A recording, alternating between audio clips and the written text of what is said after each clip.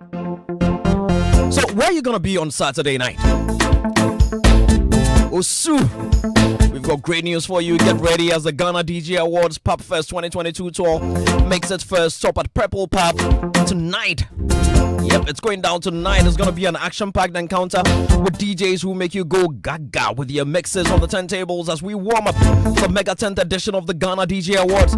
Come join us and enjoy back-to-back mixes by Galdem DJ Icon, DJ Toyo, Selector Danny, DJ Chihuahua, DJ ABK, and a host of other fabulous DJs all night long while sipping on your favorite drinks. And that's not all. There's also going to be performances by BGME Artist of the Year, Kitty, Kwame Eugene, Lumi, DMR, and a groundbreaking dance performance by The Militant. So, are you going to miss this? You might want to join us tonight, Purple Pub Osu from 8 p.m. It's all about the Ghana DJ Awards Pub Fest, powered by Joy Entertainment and presented by Mercury Republic with support from Ego Tickets, Highly Spiritual Music, and Rhythms Africa. And it's all set for final day of Aquaba Festival 2022. The four main shows for the night are cultural display by the Great African Heritage Dance Ensemble, Where Ghana show to be hosted by Ekuma Mama Zimbi. There's also the Miss Aquaba Beauty Pageant. Oh, you don't want to miss that one. And then High Lifetime with the veteran Jeduble Ambule. Yeah, the originator of rap music in the world. You are saying? Oh, you didn't know? Yeah, Jeduble Ambule. No, he started rap. The ultimate winner of Miss Aquaba takes home a cash prize of 10,000 CDs and also gets an all-expense-paid trip to Dubai plus pocket money. First runner-up receives 7,000 CDs cash, while the second runner-up takes home 5,000 CDs. You don't want to forget to vote for your favorite delegate to help them win the maiden edition of Miss Aquaba 2022. Just dial star 365 star 300 hash to vote for your favorite delegate, or visit www.aquabafestivals.com. Hashtag CJTV, hashtag CJ Multimedia, hashtag Aquaba Festival, hashtag Miss Aquaba Fest, hashtag the next gospel star.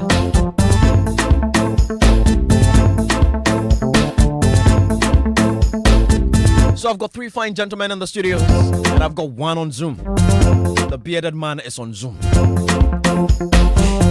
Let me bid my studio panelists good afternoon. Uncle Ken. George. Oh, fine. Good afternoon. How are you doing, sir? Good afternoon. I'm fine, thanks. Uncle Ken, the way you thanks. The way you dress these days. Oh, Uncle Ken. George. Listeners, go on Facebook right now. What is this? Go on Facebook right now and go and look at the legendary hip-hop-ish Uncle Ken. What? What are you talking? Bull. What? Thank you. Thank you. Thank you.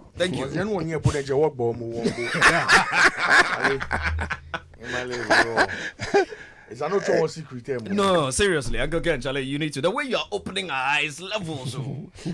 Bulldog, last week you should have seen the shoes, Uncle Ken. Hey! And today too, look at his foot, Uncle Ken.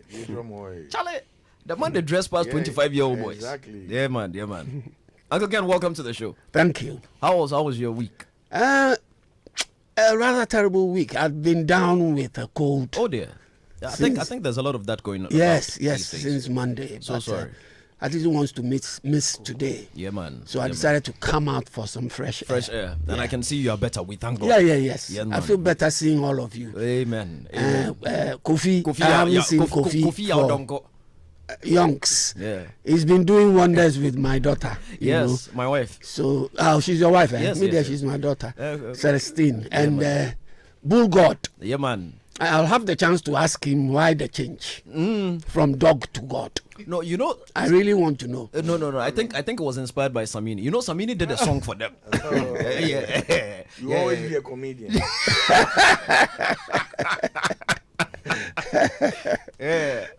But have you realized that the alphabets are the same? Exactly. I just flipped it. I know, he just, And originally, dog meant depend on God. Yeah. Oh, okay. Yes, it's an abbreviation. Okay. And so the God means? God. I like that. It was my daughter, my third daughter who inspired me. Okay. She calls me God all the time. Nice one.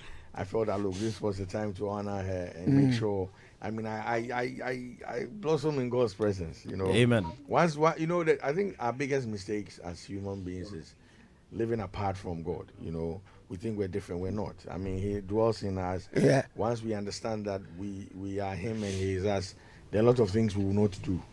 But we start with a warped mindset that you know, so we can change at any time. No, we are Him. Representatives of Him here. So I think that it's a responsibility that we need to carry on ourselves and do good. You know, wish everybody well. You know, make the world a better place for all of us. Nice one. Okay. All right. Beautiful. So Uncle Ken, so welcome. Boo, welcome. Yes, sir. As well, it's an honor to have you on Showbiz A to Z. Oh, How long has it been since they sacked you? Oh, but they sacked you from this show some time back. Oh, they did? You don't remember? I've forgotten. Who? Okukumate. No, it wasn't. Oh, no, I don't remember. I think it was National. I was part Of that sacking. Yeah, It was in the old studio. Philip was part. I don't even remember. I was a panel member that day. George, you were a panel member Yes, that day. I think I was a panel member that day. Yeah. You just decided to go into the bush. But I'm allowed to do that, am I not? That is me going to the bush. I didn't drag you along. No, you went alone. Very happy. Yeah, man, Charlie, God is good. Kofi Adonko. Minya, you're welcome. Thank you, brother. How's my wife? She's doing good. Are you treating her well? Are you giving all the money I've been giving you? You want me to speak with the American accent? Or Kofi, slow down. Please speak with the Ghana accent. Briefly. Allah, that's what we're talking about. Much better. Welcome. Let me cross over to Zoom. Britain, how you doing, my brother? George. Hi, fam. I'm good, man. Hey. What language are you speaking there? George, what language are you speaking there? Yes, you know. George, which lady just passed in front of the camera now? Oh, no, I George Britain is with us on Zoom. George, which part of the world are you in now? Fortunately for me, I happen to be in Ghana today. Oh, you're in Ghana today. Oh, then you should have come to the studio. Yes, I should, but Yeah, you should have. But how are you doing? I'm doing very well, man. How's Kamido doing? It's doing well. It's doing very well. It's just tired, but you know. When I you came back to when you see him, ask him about the nickname Fingers. Tell him I said you should ask him about the nickname Fingers and why Yeah. that nickname. Oh no, I know about. Oh, you know, You know. Yeah, I know why. You know why? Musically- No, I know musically it's called Fingers because of the gestures you used to make with. No, Maza, it is not musically. Do you want me to spill the secret? John Britain, which lady is talking there? No, my daughter. My daughter is talking. Ah, boy. You, anyway. It's too early. It's 3 o'clock. So. It's 3 o'clock, so it's too early. All right, let me go to the phone lines. We've got Ashes on the phone. Hello, Ashes. Well, How are you doing, my brother? that is good. We thank God. How's Kwabna? He's getting ready for tonight. He's getting ready for tonight. Oh, he's performing tonight. Where? Yeah, at the O2. At where? At the O2 Arena. At the O2 in London. Oh, so you guys are in London? No, I'm in Ghana. But You're in Ghana. Oh, okay. Okay. All right. So we're gonna have a great conversation, and this conversation started last week, where we tried to ascertain why sometimes artists get booked by various event promoters all over the world. Monies are exchanged, and the artists do not show up. I mean, we had conversations with Aquaba UK CEO, Mr. Dennis Chiria, who shared a very bitter experience where he lost up to 68,000 British pounds. And you know the pound, they moved. So to lose 68,000 pounds, this was not even because the artist himself didn't get visa. 2 members of the artist team did not get visa, so the artist refused to show up, costing him that much. So we're asking, I mean, whose fault is it? Because a lot of the artists do not lead these conversations. They don't lead these transactions. These transactions are usually handled by managers, people like you. So are you guys the failures? Are you guys the reasons event planners are losing money? Tonight, we figured we should hear from you as well. So I'm going to start from the studio. Bulldog, let me start from you. I mean, you've worked with many artists, from VVIP to 5-5 to Shatawale to and I know Shatawale, for instance, is in court for a similar issue with 3 Music Network. You know, if I'm not mistaken, I think that there's a pending court case or something like that. You know, And recently, we also know that he couldn't turn up for Aquaba UK. You know, I know you're not directly into the business anymore like you used to be, but I mean, in your experience, what accounts for some of these things? Why do artists take money and not show up? Okay, so before I go into it, good afternoon for the opportunity. I mean, good afternoon to our listeners, and thanks for the opportunity. I think we need to situate the Aquaba situation well. Aquaba UK, Yeah, situation well, because, and we need to state for a fact that Shatta Wale was not paid. Great. That's the recent. Yes, because in your submission, in your submission, yes, it sounded as if he had been paid and didn't show yes, up. and the guy lost 68,000. No, it wasn't that case. That was another case. That was another case. Yeah, that was another case. Yeah. Okay. Shatta Wale was not the reason he lost 68. Okay. Yeah, that was another case. I think there are a lot of factors that go into that situation, but I don't believe that there has to be an excuse. You know, before an artist manager or the team will agree to do a performance or exchange services for money, there's a conversation. And during that conversation, a lot of things are agreed upon, you know.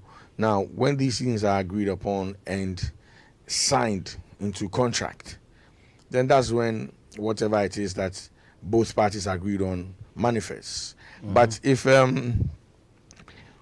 either parties decide to break contract for any other reason, it will be, I mean, it depends on, I mean, if you go into, let's go into the Aquaba UK case with Shatta Wale, and that he wasn't paid for. I mean, Shatta in his own or on his own accord, I think reached out and said, oh, we wanted to do this, you know, we believe it's time to give back, we've never been on that platform. Support. Yeah, he said all that stuff, and he tailored a few things he wanted to be done for him and his team. Aquaba UK agreed that these things could be done. I think he got back and said one could not be done because the whole thing was they had to theme the entire festival, the event, yes, entire event, to a GOG kind of thing. Yeah. Right. So he came back and said, we cannot do that because upon conferring with my team, we can't do that. Shatta said, no problem, let's go ahead and do it. But I want to bring 4 of my people. Yeah. You understand? Then they agreed. I think work permits started, you know, they started everything and they submitted their stuff at the embassy. Now, fortunately for Shatta, his road manager's passports came out earlier. Yeah. The 2 other people couldn't come out early. So Shatta decided not to go. I believe it wasn't fair on the part of the organizers. Now, sometimes I also need the... You mean it wasn't fair to the organizers? Yes. Yes. To Okay. the organizers. For him to refuse not to go Yes, because the 2 other members didn't. Exactly. Yes, It wasn't fair at all. Because what Shatta and his team needs to understand is that the organizers can only facilitate your visas. They can't issue them. Of course, they don't. Yes, they work don't at the issue. embassy. Yes, they don't have the right to do that. You know, there's another thing that we all need to understand, that when you are even issuing a visa here, upon entry they can refuse you. Yes, people have done. Yes, it's whoever is admitting you into the country who has the power, not the stamp in your book. You know, so for me, I felt that no, Shatta and his team did not do well. Now, at a point where Shatta and his road manager had the visa, there was a team waiting for Shatta In the UK. in the UK, so he could have easily gone and done his bit. You know, again, I think he should have also considered the fan base, because it was very, very important to go out there, because you do this for the fans. Yeah. Shatta is very, very particular about his fans. Yeah. Exactly. So I think, regardless of whatever he felt was happening at the time, he should have thought about the fan base and gone to deliver his services to them as promised. What do you say to those who say, look, we're a team. It is a solidarity. The teamwork makes the dream work. Look, we roll together. Every member of this team has a specific role to play. If this person is not there, I cannot function. What do you say to that? For all you know, maybe it was even the DJ who couldn't get his visa. Yeah. So how can he perform without his DJ per se? Okay, So did not in that case, would he not have a case? So let me also cancel that the DJ was in UK already. Yes, virus. Plus, I believe and trust in what you're saying, but then again, nobody has the power to give you visas. Je chokwaya, je kolegono, kenungwa, nuele wofen wanuya.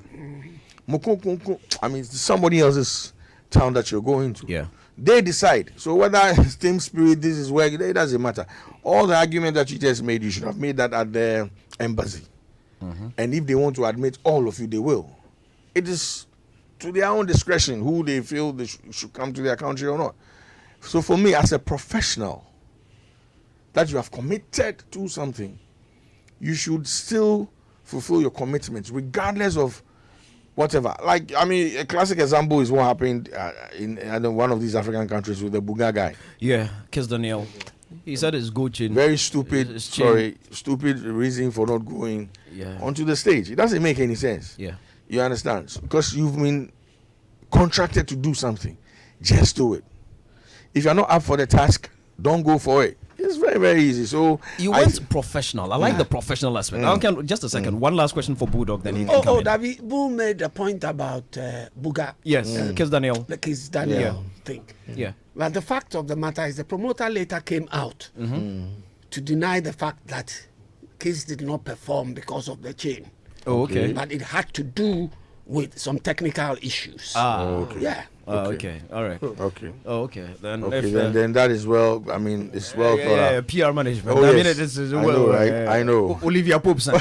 Yeah, I know, right? All right. So, I mean, the professional aspect that you went to, I like that. I'm just thinking, could it also be the fault from event promoters aspect? Is it about time they relook their contract?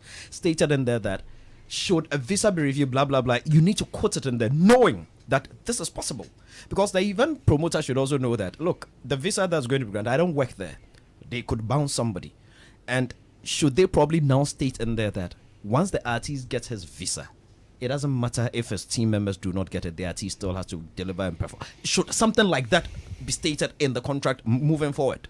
It could be. I mean, they can put it in there, but it still not work. What I would advise event organizers around the world to do is to liaise with the embassies. It's very important.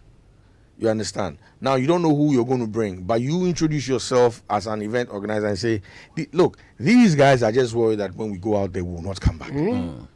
Because they have a budget for everybody that is there. Yeah. 10,000. Yeah. They got one work 10,000 every After. time. So I believe that for every event organizer out there, they need to liaise with these embassies and say, listen, put me on record and say, look, ABCD is coming. I'll make sure by the time they are done, they are out of the country. Yeah.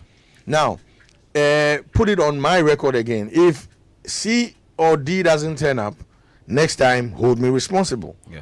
Once you do that, and I think it's just conversation. These guys who allow everybody, they don't mind 100 people, go. Make sure the 100 people are coming back. It means you lose your license, you lose your credibility, nothing. Once we can do that, all these things will be, it will be easy for all of us. You understand? But we fail to do that. And for me, the Aquaba UK, Alodia, all these guys are people that have been doing these events for what? How many years now? Yeah, a lot of years. Exactly. So I don't know. I shouldn't be seated here just today to think this and let them know. You work with these people. Go there. Go to the home office there. Once you are here, go there and say, look, this year I have a number of people coming. Sit down with my team. And look, there's one thing that the outgoing French ambassador did. Yeah. And I believe if every ambassador will do that, it will help. Because like you're saying, especially with instrumentalists, if Shatta was traveling with these people and he needed a lead guitar seriously, they had rehearsed and all that stuff, and he couldn't make it, you should understand his frustration. Exactly. So I understand that bit. I think somewhere last week, apparently Godfather J.W. had to go and play with some band and it didn't work out, so he couldn't play the show. Yeah. We need to do that. liaison thing. We need to. It's very important because this is our jobs. This is our jobs. Until we do that, we will get nowhere. We will not be taken seriously. And it is nothing. I don't think it's a problem. Because if you go to, they have offices for all these things. If you go there and you speak to them, they will find a way to make sure these things happen. Because it's just negotiation. It's just talk. So I think the event organizer should move to the next level to make some of these things happen. Now, yes, oh no, we'll come back to that because look, there's another strong allegation that really it is the event promoters who are causing this visa problem themselves because it is alleged that some of them actually use their events human trafficking, to do visa racketeering. So we'll have that conversation. Let me go to Ashes and find out why his artist is in the UK and he is in Ghana. Why you didn't get visa? Bulldog is here. Bulldog is here. Ashes, why you didn't get visa? No, I didn't get that. Okay, he said they greet you. Ask Amzi, I'll be UK High Commissioner. Why they greet me? I'll be UK High Commissioner. I understand the language, don't worry. Ashes, what are you doing in Ghana while your artist is in the UK? I'm writing a paper. Oh, okay. In school, so one I had to be here. Then, so I have issues on my documentation, so I couldn't go. You had issues with your documentation? Yeah, I have. What kind of issues? We're putting down. Yeah? I do have some problems, and it's from way back. The guy is an armed robber. He has record. He has record on Brixton Street. That is why I agree with Bulldog, because he understands the language. He understands the language, yeah? If you have to go to the robbery. Okay. That makes sense now. Now, Ashes, so, this conversation that we're having is pretty serious. And look, promoters and artists need to find a way, some sort of synergy, need to find a way to work together. Yes. If promoters are losing tons of cash because of artists, and you guys are the ones that fronted for artists, how can we find a common ground where nobody loses money? Well, I greetings to all the panel members in there, including my father, Uncle Ken, who's right there. To the topic, I think, you see, professionalism needs to be attached to this business very well. We play this business with familiarity on all angles. Oh, I know this guy. Oh, this guy will do this thing. Oh, this guy will do this if I call this guy. So people don't actually attach business mind to how we play it. If you send a rider to a promoter in Ghana, it is not respected or it will not be used. But that should actually be the premises to where the negotiations will begin. Because the artist knows exactly what he wants. Okay? So he sent you his rider. You look on his rider, he's coming with 10 people. So out of the 10, maybe 6 are instrumentalists, 4 are managers. Can you meet, as the event promoter, can you meet the criteria? Can you be able to, honor the things he has said? Then you also send your contract to him.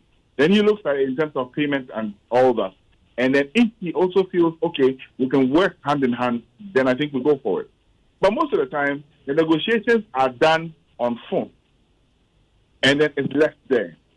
When the professionalism is attached, it becomes a problem. Until maybe you have to, money has to be paid, that's when the promoters get serious and send you a contract. How about what the artists have also demanded on the rider and on other fronts? Mm-hmm. Will those things be met? Most event organizers will dodge to the very last minute. And then they would, put everything on the artist, as in the artist has to, deliver magic. Wait, what do you mean by dodge till the very last minute? The event promoter who has engaged you, the one who has engaged you will run away from the conversation. We will do for you. So it will go like that till the very last minute. And then the artist, at the last minute, would either blow up like, why don't I have this? I demanded for this. I requested for this. Why don't I have that? Then it becomes a big problem. All over the world, riders are sent way ahead, and event organizers and promoters actually honor the riders. Mm. If we can't do part in that, right, I say ABC can't be done. It should be negotiated, or it is negotiated with the artists that no, we cannot do this and we cannot do that. Take this one out. If the artist feels, okay, yes, I can do without this, then we can go on. So that there are parts that both need to play. You see, if the artist is taking money, it is required and it's a duty for the artist to be there. Once you have agreed that you are playing the show, be it verbal, be it contractual, be it whatever, if you agree, then you have to be there. But before they agree, will all the terms be met before the artist moves? A clear case is what Shatta and Aquaba UK had. I don't know the full details of it because each side has a story. So I'm not going to go into it. But if you listen to just one part says, I demanded for certain things and I wasn't given. So then I'm not going. And it's happened to a lot of these artists. But sometimes their arguments are shelved under the carpet. One Kobo show, he didn't come. Oh, we paid him and he didn't come. But then if we go into why the artist didn't come, you will find out that certain things were demanded and it wasn't done by event organizers because they did not even approve to see a rider, or even the artist didn't have a rider to send. Because if you send a rider, and it's part of the artist's contract. If I send you my rider, it is like my contract to you, and you have to honor. You get me? So this is how I see why most of the frictions and fractions are happening. I see. So for you, it is a failure on the promoter's part to honor, contractual agreements. Bottom line. Not entirely. I just said that's what I said. The negotiations. How did it go? Because I'm not sure that an artist, you take money and then you sleep. Yeah, you should be sued. Has Kwabena ever failed to turn up for a gig before? And what was the reason? As I work with him, no. Okay. No. Once we take your money, or once we agree, we have to be there. Let me cross over to the other side of the digital platform and speak to my brother George Britton. George, have you guys taken anyone's money and refused to show up before? Any of the artists that you worked with? Yes, I think even in the case of Camido, somewhere last month, it did happen in London. We were supposed to make appearance in the club, and unfortunately, the time that we're supposed to be there, we're a bit late. We're scheduled to be there at 1:30 a.m. I called the promoter around 2:30, and they said it was too late. So what I had to do was to refund the money. I mean, the reason why I was late was because before he even called, I think we already had a pack night. We were supporting a DJ friend, and then again at his mate's lounge. So the plan was to do it real quick and come to his place. But then I called him around 2 and I said, okay, I was driving. You know how London is, from west to north is very far. And he said, no, people are leaving the club. We shouldn't. I said, okay, well, I was sorry. Then had to refund the money, which I did. And I think it has happened again here in Ghana as well. There was a day that we were booked in a show for Kumasi. We actually went for the show. That was during the Quaye festival. I think there was a Sunday that we were supposed to perform in Kumasi. We drove from Quaye to Kumasi. Upon reaching there, it rained all night, so the show was cancelled. Then we had to reschedule. But unfortunately, we rescheduled to a day that I equally had another show in Accra. So it made it again impossible for me to show up. But we spoke and we just have to reschedule another day for the event. I mean, these things do happen, I'm not sure there's any artist who will say, listen, I will not go for this show upon having a contract. That is with the kind of artists that I've worked with in the past or even currently. I'm not sure that, we've had some international bookings, and for me, we've approached every bookings, every show, with a level of professionalism that we want to, or is deemed of us to. You understand? I mean, we are just coming back from the UAE to do, a couple of tours there. Every one of them, of course. I'm when you're working with some of these African promoters, you don't get it. You don't get what you want sometimes. But we do understand that we are all learning. We are all learning how they pick you up from the airport to even the hotels and all that. Some of the artists will complain about even the hotel that you put me in, because I cannot function in a hotel that the internet that malfunctions. Yes, it might not be your duty to make sure the internet doesn't function well, but for an artist, you need to keep him in a place where he feels very comfortable for him or her to feel comfortable to as well perform. So there are little details that contribute to this, but I'm not sure that any artist would deliberately say, yes, I've been paid, I've signed contracts, and I will not come and perform, knowing very much that if these actions are taken, the laws can deal with you. Interesting. Very, very interesting. But, I mean, when you take a gig and for whatever reason you fail to turn up, like Bulldog mentioned a couple of minutes ago, don't you worry about what the fans might think? And don't you think eventually it's going to affect you? So when the other will come, go come. Don't you see that happening in the future?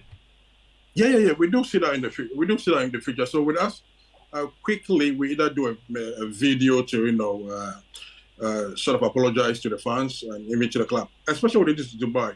We were supposed to be in Dubai about 3 weeks ago, but we were in London. Now we're talking to these organizers. These organizers actually spoke through my management team in Nigeria, right? And these guys, I think it was a miscommunication, so they didn't communicate it to us well until we were in London, and we had a very busy schedule in London with interviews and all that. So they called and said, tomorrow, guys, you're supposed to be in Dubai tomorrow. And I said, no, it's not possible. It's not possible because I had my schedule planned for the activities we were doing in London. Now, the club, I think the promoter and the clubs had, I think their communication didn't go well.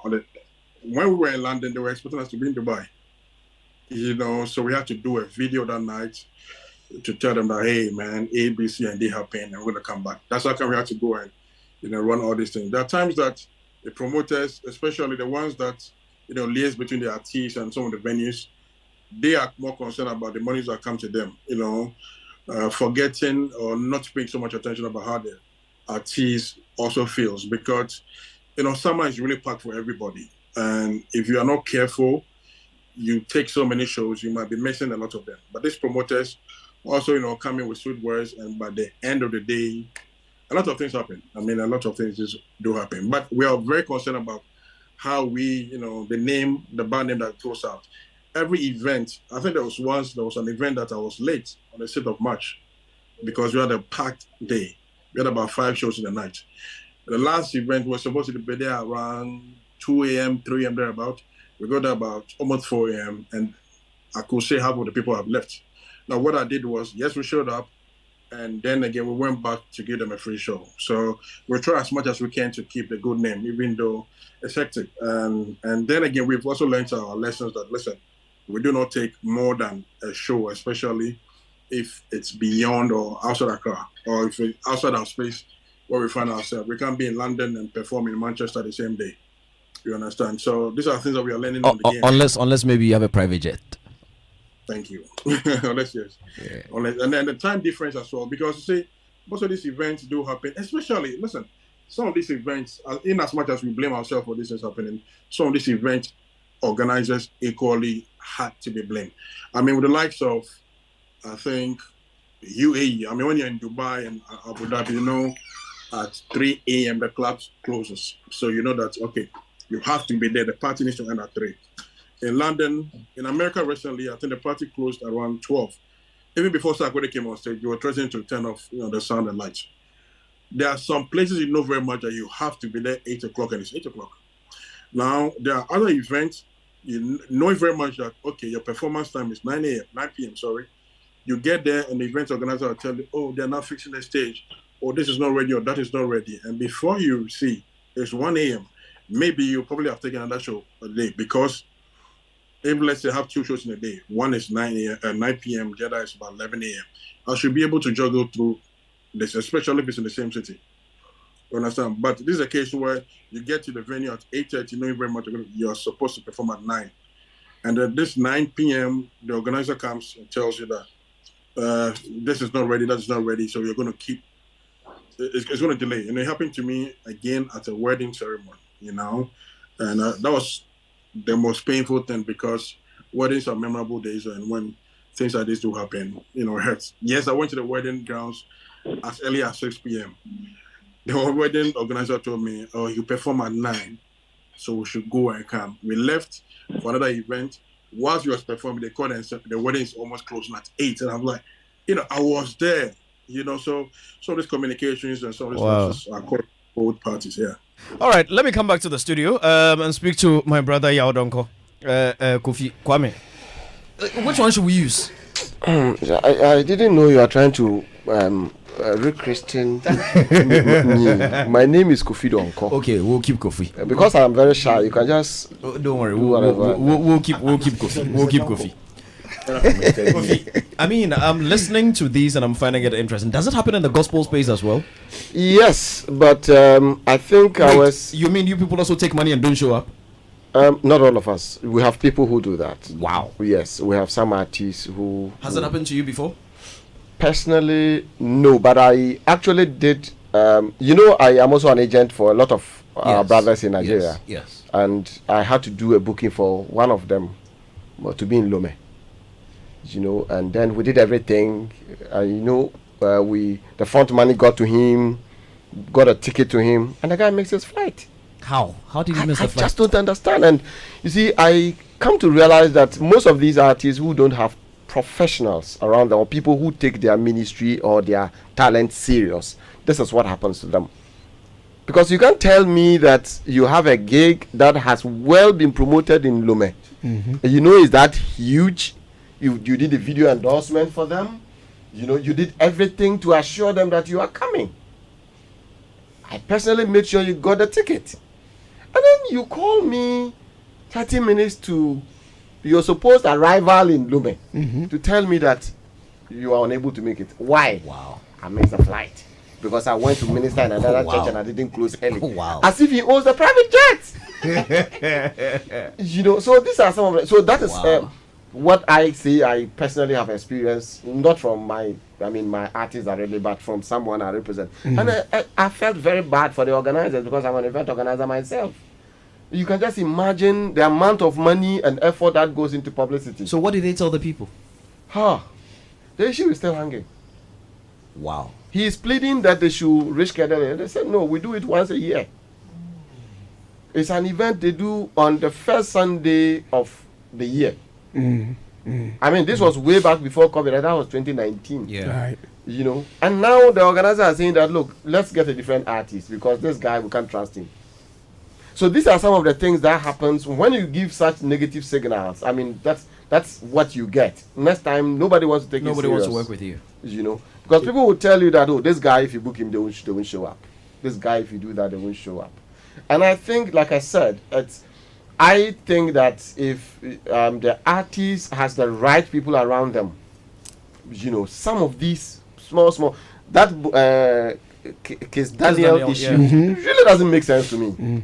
When you say artists has the right people around them, who are the right people? The managers, professional managers. You hear what? Bulldog doesn't seem. Boo, you don't agree? Yeah, I don't agree with Why that. don't you agree? Okay, so I need for all of us to understand something. When an artist has a song that is doing very well, everybody is talking about the artist. Nobody commends the manager. Very few people who take their mind, they go and commend the manager. So George is doing well with Kamido. This man is doing well with Samini. Siddiq is doing well with Black Sheriff. Sadiq is doing well with Shatawale. Shatawale. They're very good friends. Yeah. Yes. Is he managing Black Sheriff? Yes. Sadiq. Yes. Is he? Oh, yes. No. Oh. Hey. Uncle Ken, he's managing Shatawale. So I don't know why when the artist messes up, everybody wants to Attack the manager. All right, that is where I'm coming. So I'm coming. I'm coming to make my point. So I'm coming. You are a manager yourself. Yes. And you know that. And I keep telling artists all the time that you, the artist, you are your first manager. You are your first manager. You need to understand what you are into, your responsibilities and all that. Now, there's a problem that we are all not looking at.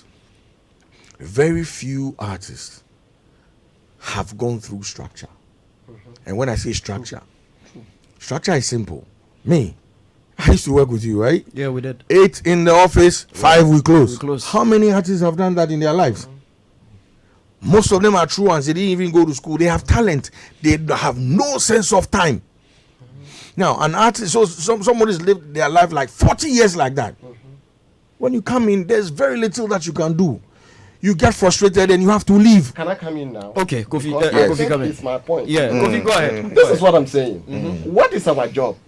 We are managers. You know, they have a career, they have a talent, they have something, but they lack something. So you are there to fix that mess. No, you cannot. You can't. No, you cannot. Because that is your job. as a Even manager. God has not been able to do that.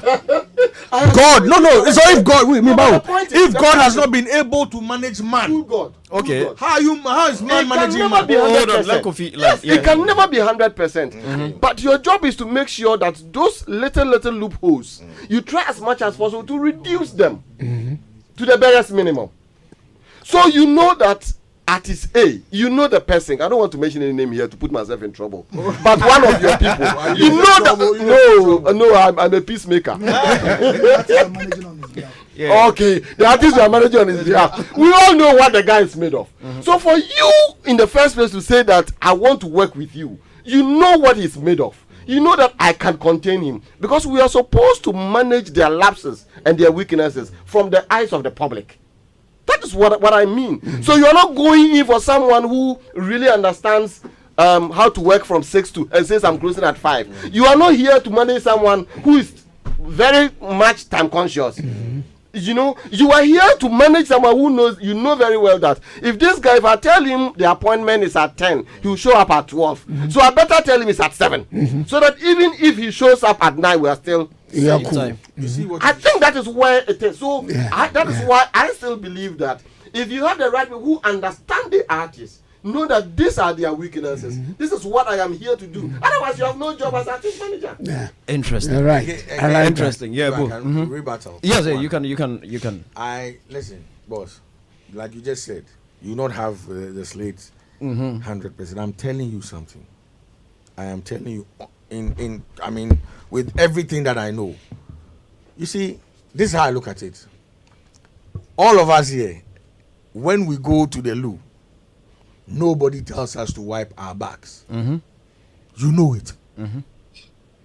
As a professional, You learnt it or you know it? we know it. Was it intrinsic or you learnt it? Oh, it started out by my mom telling me what to Yeah, do. so this is Until taught you. now I know. So you were taught. Yes. But now I know. So now, but now as they teach me, I know. You know now. So I know. So my point is that, listen, boss, the artist, the artist needs to understand the business in which they are. I'm saying most talents don't understand. And let me tell you why I say that. An artist will release a song. Yeah, they've not been through, like I said, no structure. Then boom, the song goes all over the world. It gets a hit. It gets attention. All over the world. Now they are God in their own sense. There are a few shows that come up, you guys go and play. Then when they say put your hands up, the whole like 40,000 people. Yeah. It is difficult for That thing is few powerful. people to tell them, come and sit here at 6, let's do this at 8, let's do this at 10. I'm being realistic. There are few that will listen to your advice. And let me tell you, everybody has a vision. Most of our artists have, like, their vision is like that. Get a car, get a house, screw some women, boom. They don't want to say, how can I be? Because for me, it beats my mind that someone like Michael Jackson is still beating everybody when he's dead. How? Yeah. Bob Marley is beating everybody. Yeah. So until an artist will tell himself that, these two people in death said they beat me. No. That's where your level is. But if you want to buy some house and buy a car, once we achieve that, nothing matters anymore. When George says you should come at 5 a.m., you'll be like, for what? Who is the But short one? Boo, you know the point you just made about George. Today I'm going to sit back and listen to Yes, Uncle. these artists because I'm enjoying their experiences. You yourself, you are an artist. Oh no, me! In my time we didn't have any of this, so don't ask me. But you made the point. You made the point about why Michael Jackson is still selling, even though he's dead and gone.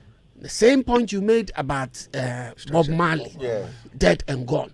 But I'm trying to tell you, because of the point Kofi is making, those guys did not manage themselves. They had record companies looking after their interests. and letting them know what to do and fixing the bits and pieces. Where if Michael Jackson had been left alone, he would have squandered his money on his what should I say? Yes, the stores and the things the things he wanted to do in life. But the record company and his management fixed those bits and pieces from like Kofi saying, and that's why today people his ancestors are enjoying. Hold on. And Uncle Ken is absolutely right. In fact, when you read about someone like Whitney Houston, they'll tell you, people think Bobby Brown messed Whitney up. No, they'll tell you it was actually the other way around. Whitney was wilder. And the companies that will tell you she was difficult to manage. So in fact, George, most artists are not signed with the knowledge about the structure we're talking about. Most of them. So what helps in the more matured market, what helps them is that once you are signed onto the label has, so when industry say there's a lack of structure, often is the lack of those well-run smaller units of industry like the labels and the companies. So when you are signed, you would go through the structure.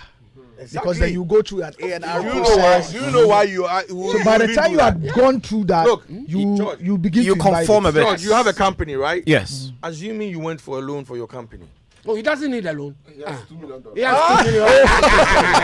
he will give us loan now. In fact, he will give us loan. You don't bring that matter here.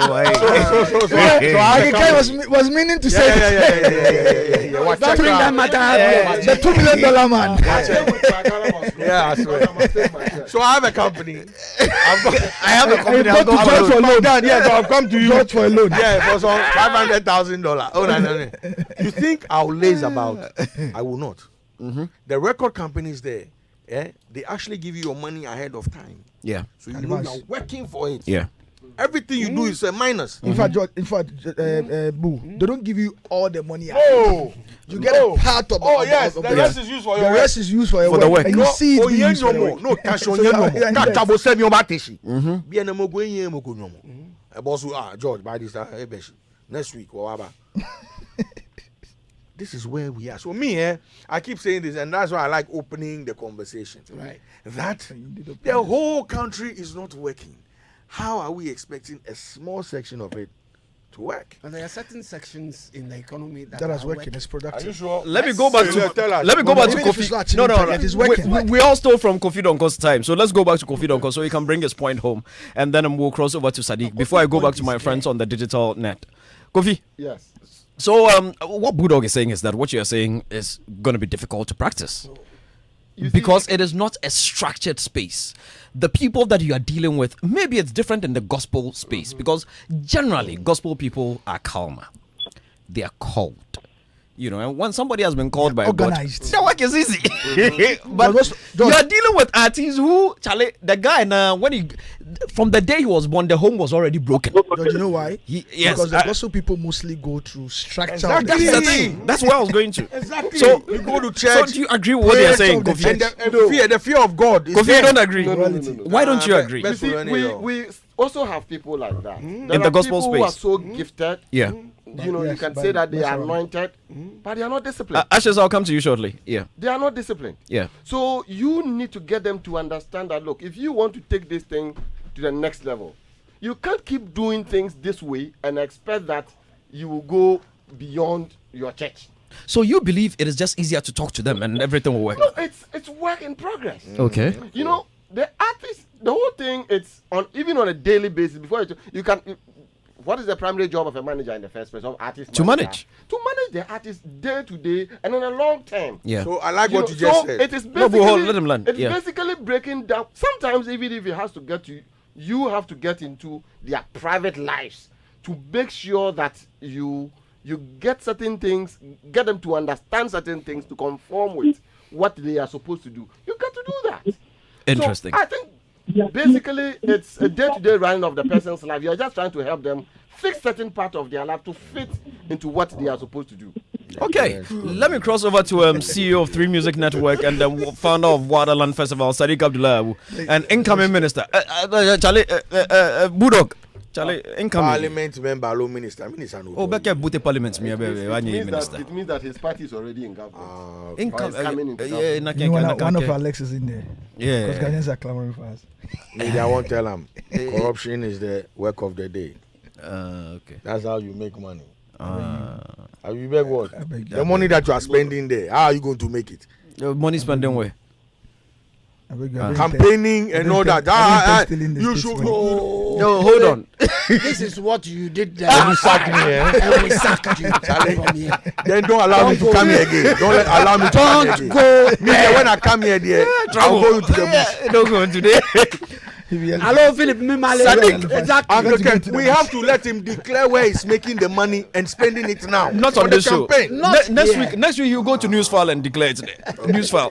Now, Sadiq, you dyed your hair, Cisco, when you were managing Kaki. When I was also a creative at the time. Was it a management strategy? Did you want the artist to feel like you were also? I had my own different lifestyle. It was not influenced by my management. It was not influenced by my management of Kaki. I mean, in fact, it also didn't stop me anyway managing Kaki. What were some of the challenges you had while managing her? Obviously, creatives are some of the most difficult people to manage because they see things differently. Yeah. Like Bulldog said, most of them having gone through a certain form of structure as far as the music industry is concerned. Of course, some of them have gone through a certain level of structure. Growing up, when you go to primary school, secondary school, even university, some of the things that imbibes in you is structure. Waking up at a certain time, going to assembly hall, lectures, timetable, all of those things is supposed to give you a certain level of structure. But for the music industry, some of them will not have a lot of that. And that obviously will have been a challenge. We were fortunate to have had a Kaki who was disciplined, very sharp girl, well exposed. You know, she was a nurse? Yeah, she was a nurse. First class. Yeah, she was a nurse. Yeah. Nursing student from, Legon, and then now she's a public health. Again, the point is that it was easier on the basis of her background because she had a very stern, disciplined mother, disciplined father. So she had a proper upbringing. That helped. She's a Motown girl as well. So a lot of that may have been buried. So it was easier her availing herself to the things that she didn't understand. And the structures that we created at the time in the best possible way. So Jama Sajay, for instance, one of the structures that we have, for example, Jama Sajay was the executive producer.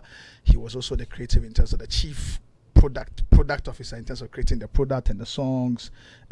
Royce Green was the business guy in terms of fleshing out the business plans where we had to raise money and all of those things. And I was a manager. I was the one coordinating the work of the creative producer, the business guy, finding business, managing issues of the brand, and managing his schedule and all of that. At a point in time, we had a road manager. Elombini was a publicist as well as a road manager. And so, even at that time, we had built a certain structure that worked for us, and we all availed ourselves to that.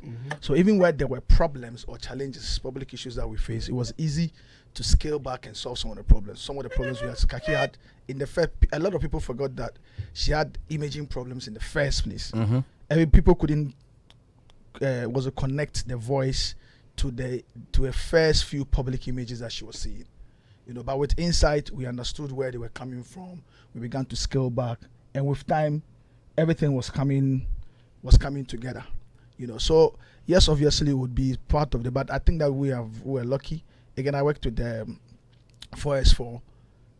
Obviously publicly, two of the members were very disciplined. Actually one of them super disciplined, Captain Planet. He was Captain Planet. Is not Bulldogs people? Bulldogs worked with them briefly, I think, at Paradise, right? Were they not Bulldogs people? No, VIP. Bulldogs worked with VIP. 5. Oh, 5. Yes. Captain Planet ahead of. Yes. Ahead of 4. 5. Captain Planet super disciplined. I mean, obviously you had the issues, but again, it was ingrained in their personalities, their orientation.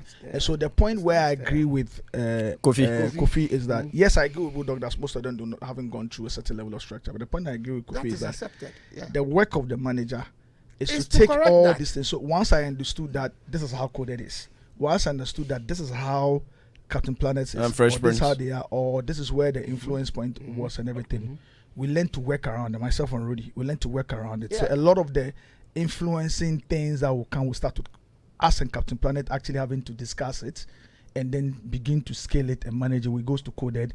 We know that the other one often when the two are aligned, it's fine. It's fine. It's easier. Our difficult point every time was to always get coded to agree to the plan. So once you sit to Captain Planet, for instance, and you go through with it, and we will discuss a number of things in behind Code's back before we take it to him, because we realized he was a special one. He was a special kid in the group. So you always have to find a way to go around it, and he doesn't always see it in the ways that we see it. So we took time to understand that, okay, this is how it goes. So you need to find a way to make them work, and that is and where to make the management comes. But I'm sure that we may have gotten to that point because myself and Rudy, both of us had gone through structure of business, of the work of business, working in different work environments, sometimes some in management and everything. And so, and you know how in well-run business units in this country, you'll be whipped into line. There were consequences for not actually following structure.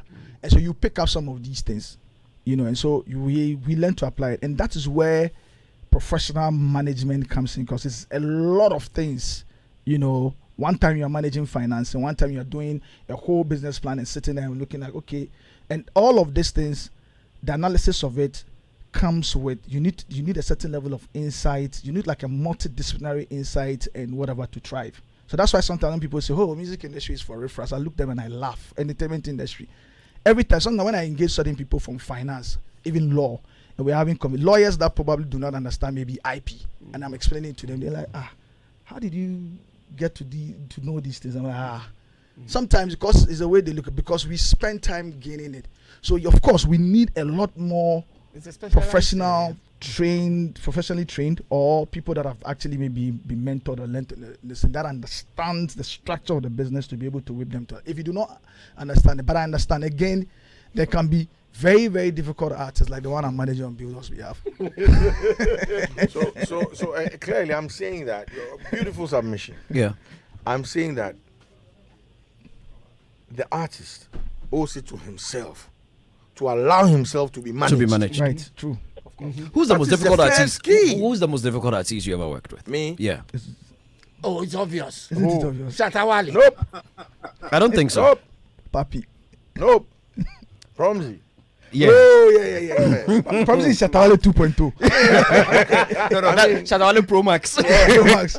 I mean, listen. Shatta is a baby. I mean, Shatta, you just need to understand. I mean, I had success with Shatta. Yeah. Of course. Yes. So if it was difficult, I wouldn't have had success. No, you could still have success, and but you had success with VIP and pros. Oh, everybody. Yes, everybody. So you see, So you agree with So Kofi yeah, Dongone?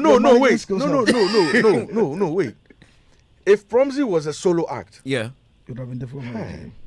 you said It's something. a forceful situation. Exactly. He was a special kid. Exactly. You understand? So they are coming from a background. They have their own issues and they know who is who in their group. So you start with the one that they all look up to. You explain the situation. You move on to the next one. You explain to that one. Then now they go and corner. I always tell them I used to manage managers. Yeah. Because these three guys, these are like, for me, they're the biggest artists I ever worked with. Yeah. Ever. Because they had gone to the world and came to me. Oh, Shatta, we broke through Shatta. But so let me just land on that. No, let Sadiq land quickly. Quick one before I forget. I beg. Yeah. Boo. If Shatta was not the most difficult, and you just said from your point of view was Promzi, to the public eye, if this question was to be put to the public, what do you think the public would have said? They will say Shatta, obviously. Exactly. Shatta is just troublesome. Yes, and the point I'm trying to make is maybe you did a lot more work with with Promzi. Or maybe social media was you fixed No, it. no, That's no, why no, or maybe social media wasn't rife. we don't Exactly. see it that Yes. way. Uncle Ken, maybe social media wasn't rife at the time. And I will not even take that glory with Promzi. Obviously, zeal and all. We did this together. I'm saying if I was managing Promzi as a solo artist, It would have been a different story. Let Let me go back to Sadiq, finish your point so I can go back to Ashes. So Yeah. not to digress Yeah. on following on this one. Obviously, when we come back to the issue of the contracts and breach of it Yeah. and everything, like I indicated last week, the breach can happen on both sides. The breach can happen on the talent side or the event producers, and that's why in anticipation of this. That's why in almost all the contract that we are signing, in anticipation of a breach, that's why there are clauses that deals with how, when there's a breach or there's a dispute arising out of the breach, how we go about solving it. And so my point has been that the breach there, no matter whatever you do, whether you're an artist or you're an event producer, one way or the other you experience it. It is what is done after that to a large extent determines it. When there's a breach from your part, sometimes you can go. We have breaches with George almost every time. Yeah. You can ask Ashes. Yeah. It's how we go back converse. Sometimes even the manager to manage it in the back. Ashes can probably tell you that, you know what, we've managed it, we're doing it ourselves now. Let's now scale it to the artist. Let's go and sit with him and manage it. But it's a willingness and commitment from our part to do that. The reason why sometimes, like, also because there's no lack of, there are some artists that are plainly stubborn. He now he's done the breach. He now he's not looking to commit to solving it. He doesn't even give two coins about it. The God factor, like Bulldog mentioned. Who are you? Who are you? Because he's thinking, I am the guy. There are 40,000 people saying yes to me. Yeah. And that explains why it's actually also very difficult to tell them the truth. And that's why it's also made punditry in this time almost very difficult, because there are 40,000 people saying, when he says raise your hands, they raise their hands. You probably have a certain professional insight and experience, and you are pointing out to you. Look at you like, look at you. If you've got that, go and get 40,000 people to say yes to you as well. And so yes, there can be breaches, but we all have to find a way to consistently to come out of it. Again, because there are not a lot of examples regarding how, when we couldn't solve breaches, how we went about the court ways and everything to become a case study to guide the industry. Perhaps that's also one of the ways. Of course, maybe it will be a case study. A case study for everybody. But then again, breaches can happen on both sides. Ashes, are you there? I'm here. Great. So, moving forward, would you say that maybe, just maybe, it is about time event planners held back money until performances are done? They should not pay any monies up front until performances are done, because at least if you don't show up, you don't get paid. That's what happens. No, that's not. Sometimes, a lot of the time, you hold back some of the money. A lot of you've still paid. So should they hold back totally until the performance is done? No, that wouldn't make business sense, because I'm selling something, you are buying something, so it has to be a win-win. You need to commit the artist to at least get his energy and his levels up to be on your show or to be on your platform. But Ashes, hold on. Is my very, very loud and expensive publicity not enough commitment? Why would I not pay you? You're doing your part, because at the end of the day, you're not paying only me. You're also being paid by the people who are coming to enjoy the show. Mm-hmm. You understand me? So it's a win-win situation. At the end of the day, you're doing this for profit as well. You're not doing a charity. So how do we get to the point where we do not encounter some of these problems, where we've given you money, you don't show up to play the show, and you will not refund our money? How do we solve that? It's about time the event organizer, shoot the artist. If he doesn't show up and you think you have case enough, shoot the artist, take him, because let's test the law. The only way we can get past all these things is we need to test the law if we really want to get to the bottom of this. The artist needs to be professional enough and know that I have taken money and I'm supposed to be there. Event organizers need to be professional enough to know that the artist needs A, B, C, and D, and he has requested for it and must be there for him. See, you know that artists are like demigods. Yeah. It could take water alone, not being in his changing room for his mood to change. This morning, I had to solve a big problem in UK while I was here because of something the organizer might seem minor, but to the artist, that moment is where he wants to get into all his elements and bring all the demons out of him and give you the show. So if that moment something triggers him, we are special beings, take it or not, something will go wrong off his mind. You could say we have, like Bulldog said, like Critic said, 40,000 people are saying, yeah, he's the God, and he believes now that he's the God. Don't you think he will rain his powers on you at that moment? Definitely. Because yes, he is the God. So if you don't give him that he wants, he can flip. And it's like what my brother Kofi said, it's up to the manager to be able to tune the artist, to let him understand the conditions at which we are. Maybe let's do this, later we'll go behind closed doors to sort the issue out. If you have that in place, I'm thinking we can go past all these conflicts. The people in the camp must be right enough. See, I can say on authority, if Bulldog probably was there when this whole Aquaba thing and Shatter happened, I am sure they probably would have gone to the show and performed, and after, maybe they'll deal with the issue behind. Because you see, sometimes the artist needs somebody he can confidently look into the eye and say, hey, bro, shut up and let's do this. And then he the artist, will trust this person so much that, okay, I know that if I finish, this guy will take my request for me. You get me? So we get you. If these factors are in place, we will not be having all these issues. Sadiq wanted to ask you a question. Sadiq, go ahead. Go ahead.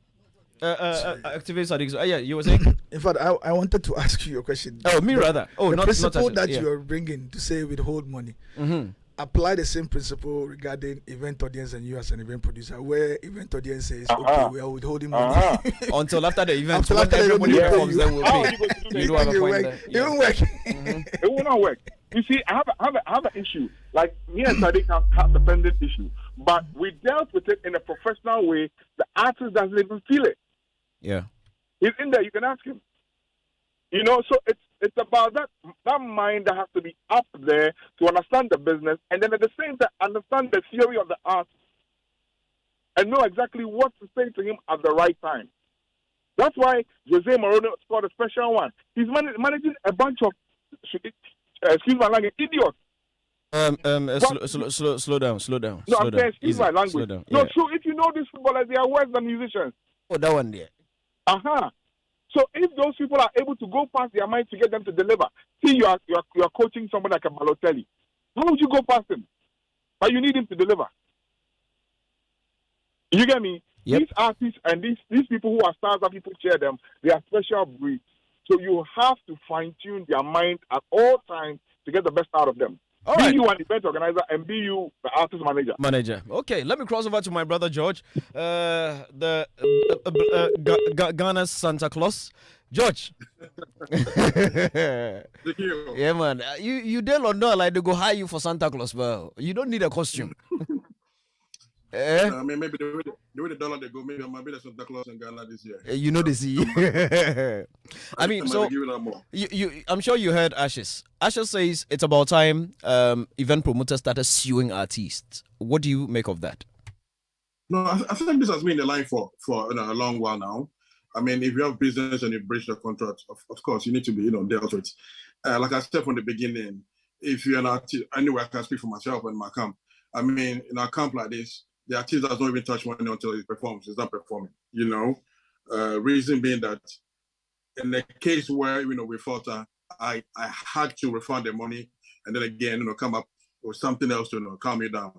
We don't do this intentionally, but we try as much as, to keep our name in the good books. But if you're an artist organizer, if you're an event organizer and then okay, cool. If you're an event organizer, you should also consider the times that you also falter.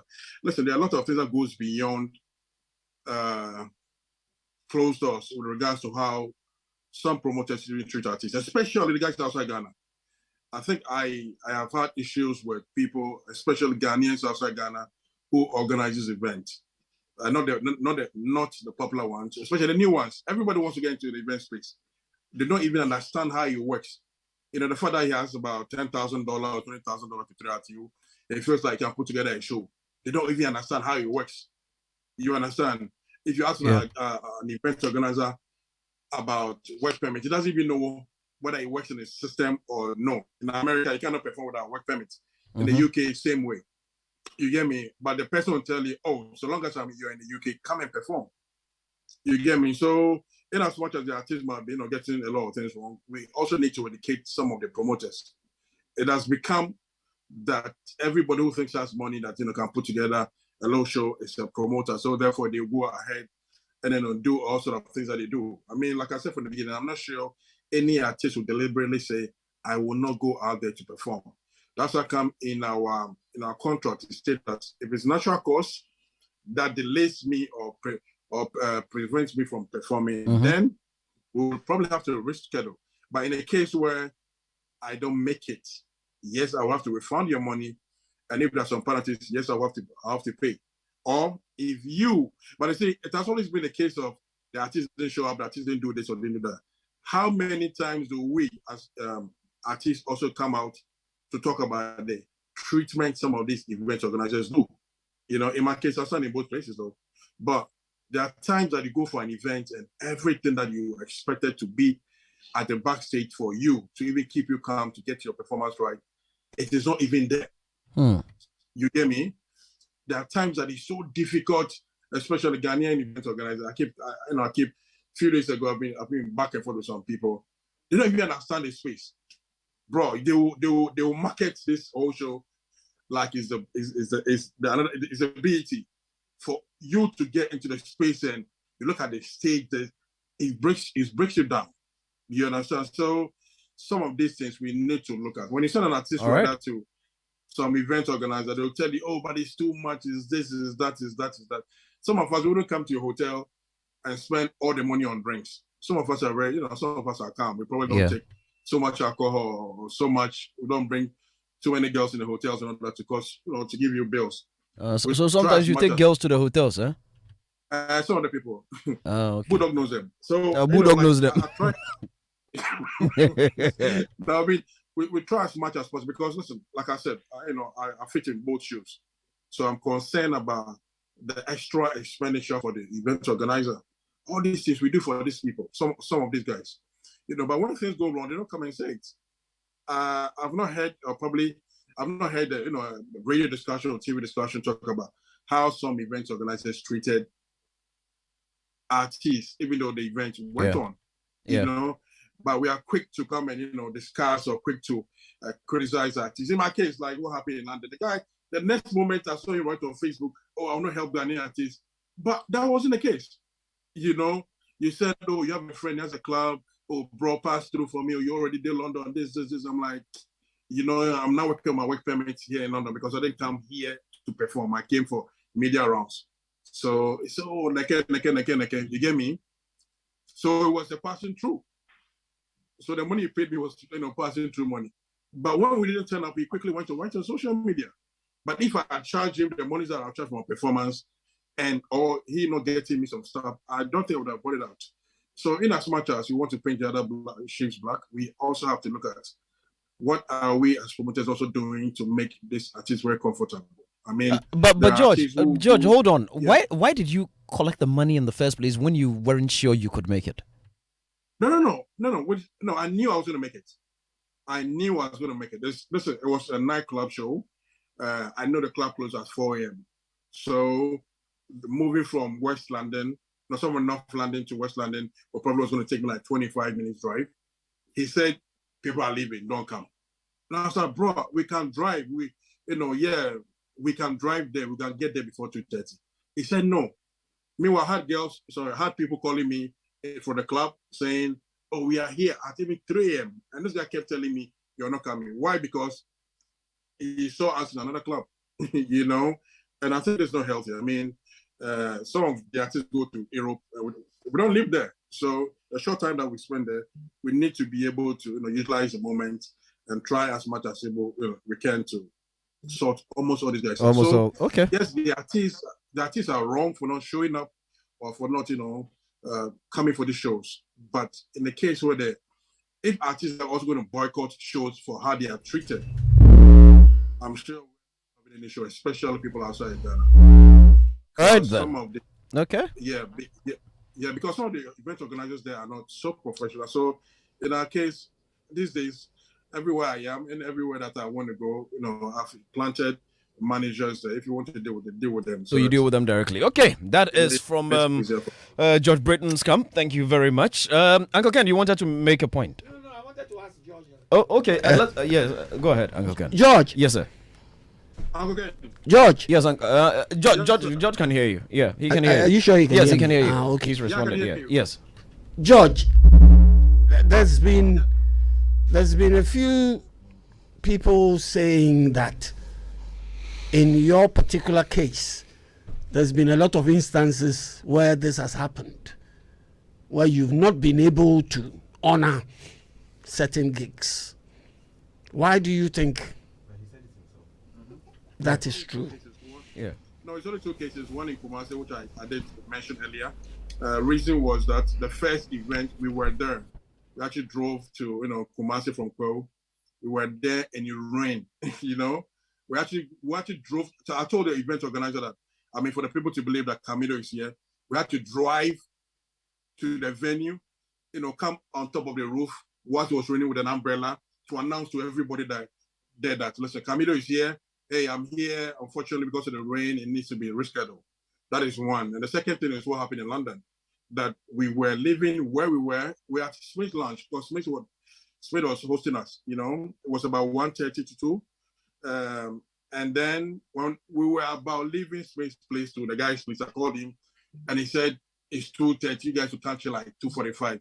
It's too late. Don't come. Meanwhile, there were people in the club. So in order for us not to make a case out of it, quickly, he went, even before we're done talking, he went on social media to write that, I will not help the Ghanaian artists, but this, that. And I was like, no, but don't do this thing. If I didn't come, I was actually driving. It wasn't like I wasn't going to come. I was moving to your place. You said, do not turn up. So in my two cases, I wasn't wrong. The Kumasi case, I wasn't wrong. I turned up. There was rain. I decided to come back again. You understand? In the London case, the guy said it's 2:30 a.m. and people are going home, so you cannot come. But meanwhile, people left the club at 4 a.m. So but I try as much as possible to keep these issues calm. Refund the money, and come back and perform for you for free. All right then. Thank you for the clarity, George. I think you made it quite clear.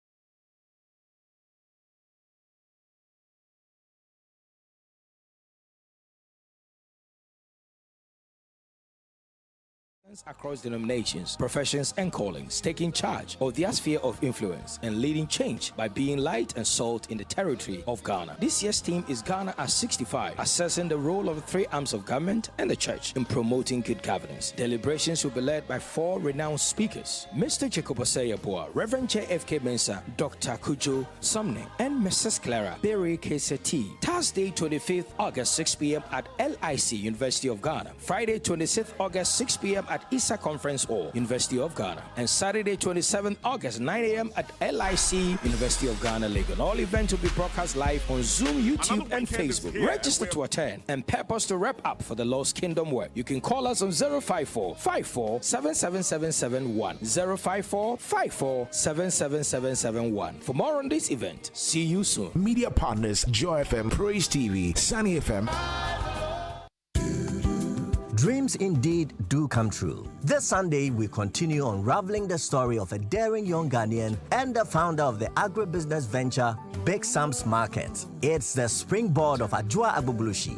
Tune in this Sunday, 21st August at 7 p.m. on Joy FM, Facebook, and YouTube. Only on Springboard, your virtual university with Reverend Albert Okran. Sponsors: Enterprise Group, MTN, UMB Bank. Media partners: Joy FM, Joy Prime, and Graphic Business. Springboard. Your personal value will shoot up. Here's where we turn around.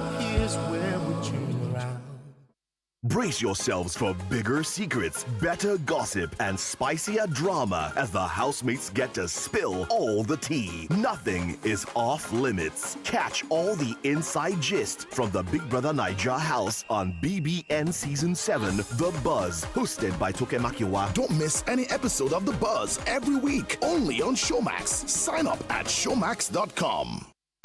Never ever seen Ghana, are you ready for the Prom Home Award 2022? The Entertainment Consort presents the amplified edition of Pramfest 2022. Activities include Monday, 22nd August, Street Carnival. Tuesday, cultural display. Wednesday, Tradition Day with live band. Thursday is a fashion night. And of course, Friday, artist night. Saturday, what do you know? Quiz competition among the people of Pram and live band. Sunday, Omoto party. And on Tuesday, climax of all activities with canoe racing. Come and experience the amplified edition of Pram Home Award Festival. Media partners: Multimedia, Pram City TV. Remember, it's Monday 22nd to Tuesday 30th August at the forecourt of VPAP. Pramfest, celebrating music, arts, and culture. See you there.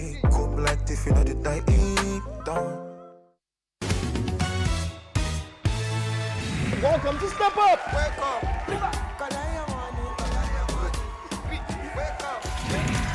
This is the biggest quiz show south of the Sahara. On this show, you play, you step up, you keep stepping up, and you keep winning. Let's step up. Choose a category. Let's go for geography. Movies. Religion. Sports. Politics. What does A in travel, visa, stand for? I think I have a hint. What do you think it is? It confuse small. It confuse small. And you have chosen admission. Why? Getting a visa gives you the opportunity to go somewhere. And you're right, give it up for him.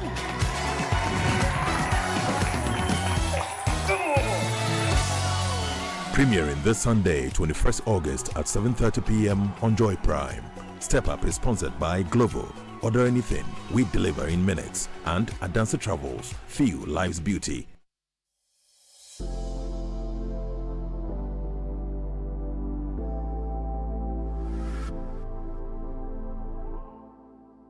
The 7th EMY Africa Awards. Nominees for Man of the Year Music: Kitty, Kofi Kinata, King Promise, and Joe Metal.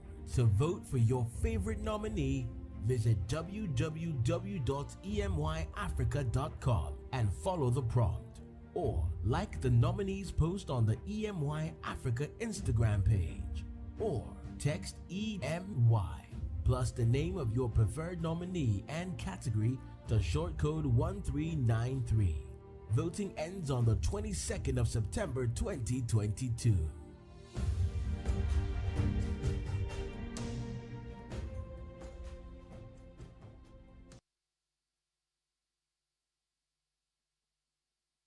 Buckle up, because we're flying high with the biggest entertainment show south of the Sahara. It's Showbiz A to Z. GQ's in the seat.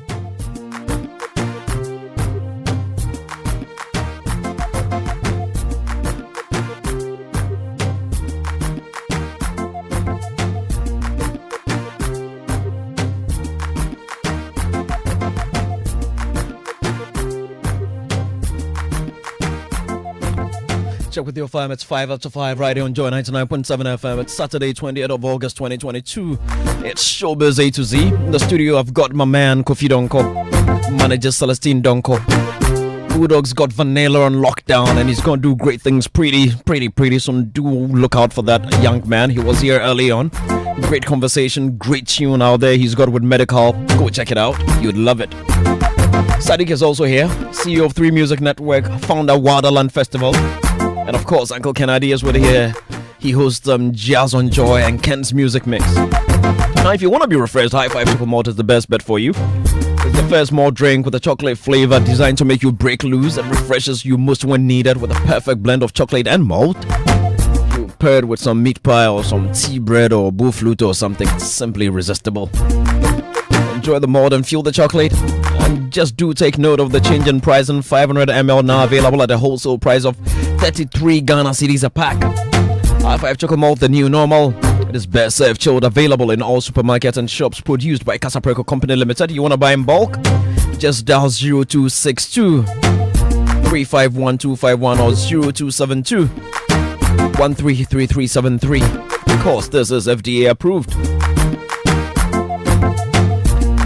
Now, Emmy Africa Awards in partnership with Joy 99.7 FM and, Joy Entertainment presents the Inspiring Greatness Forum, a youth mentoring forum designed for young men between ages 16 and 21. The forum is going to gather shortlisted applicants as well as mentors and speakers to explore topics and concepts surrounding personal growth and development. The young men will have the opportunity to meet and interact with some of the country's top entrepreneurs, mentors and business professionals. To register, visit www.emyafrica.com. That's emyafrica.com and fill the forms to stand a chance to be a part of this great opportunity. Registration ends August 24th, that's Monday. Call Emmy Africa on 0201 88870 or plus 233 302 2738727, or follow us at Emmy Africa for more information. The 7th Emmy Africa Awards, Inspiring Greatness, and it's going down tonight. You don't want to miss it. Usu's got you on lockdown. Get ready as the Ghana DJ Awards Pop Fest 2022 talk makes its first stop. Purple Pub. It's going down tonight. Performances from Fiji Emmy Artist of the Year, Kitty Kwame Eugene, Lumi DMR, groundbreaking dance performance by the Militants. It's also got DJ Chihuahua, DJ BK, Goddamn DJ, DJ Icon, DJ Toyo, Selector Danny, and a lot more. It's going down all the night. Your favorite drinks are all gonna be in the house. You can't miss this. Tonight, Purple Pub inside Usu. It's all about the Ghana DJ Awards Pub Fest, powered by Joy Entertainment and presented by Mercury Republic, with support from Ego Ticket, Highly Spiritual Music, and Rhythms Africa.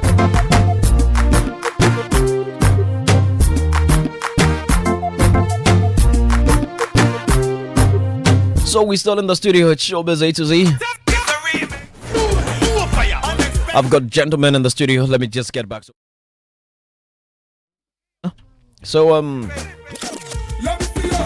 You tune into every radio station, sometimes TV station, and you see people calling themselves names. These days, the name it used to be Entertainment Critic. Now it's Pundits. Who are Pundits? Kofi Donko, who are these entertainment pundits? And what does it take to be one? Does everybody really qualify to be one these days? Sometimes you hear some of them and you cringe. I mean, how did you get here? Yeah? Who are they? The pundits are people who are able to insult and go scot-free. Or attack other nation people. So that is your definition. I want to take the definition. That is very apt. There are people who insult people and go scot-free. You are able to give it to an artist and then you go scot-free. That's all. Okay, that is Kofi's definition. Budok, in your opinion, who is a pundit? I don't know. Yeah. But you said you be pundit. Oh yeah, I don't know who qualifies to be a pundit. Yeah, because I'm sure we're all seated here based on experience. Exactly.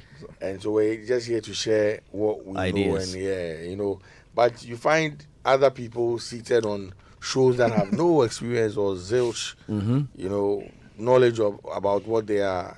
I mean, and they keep talking and talking, like my boss here said, they keep insulting. So now we don't know. So then you have artists saying punditry is not a job, all that stuff.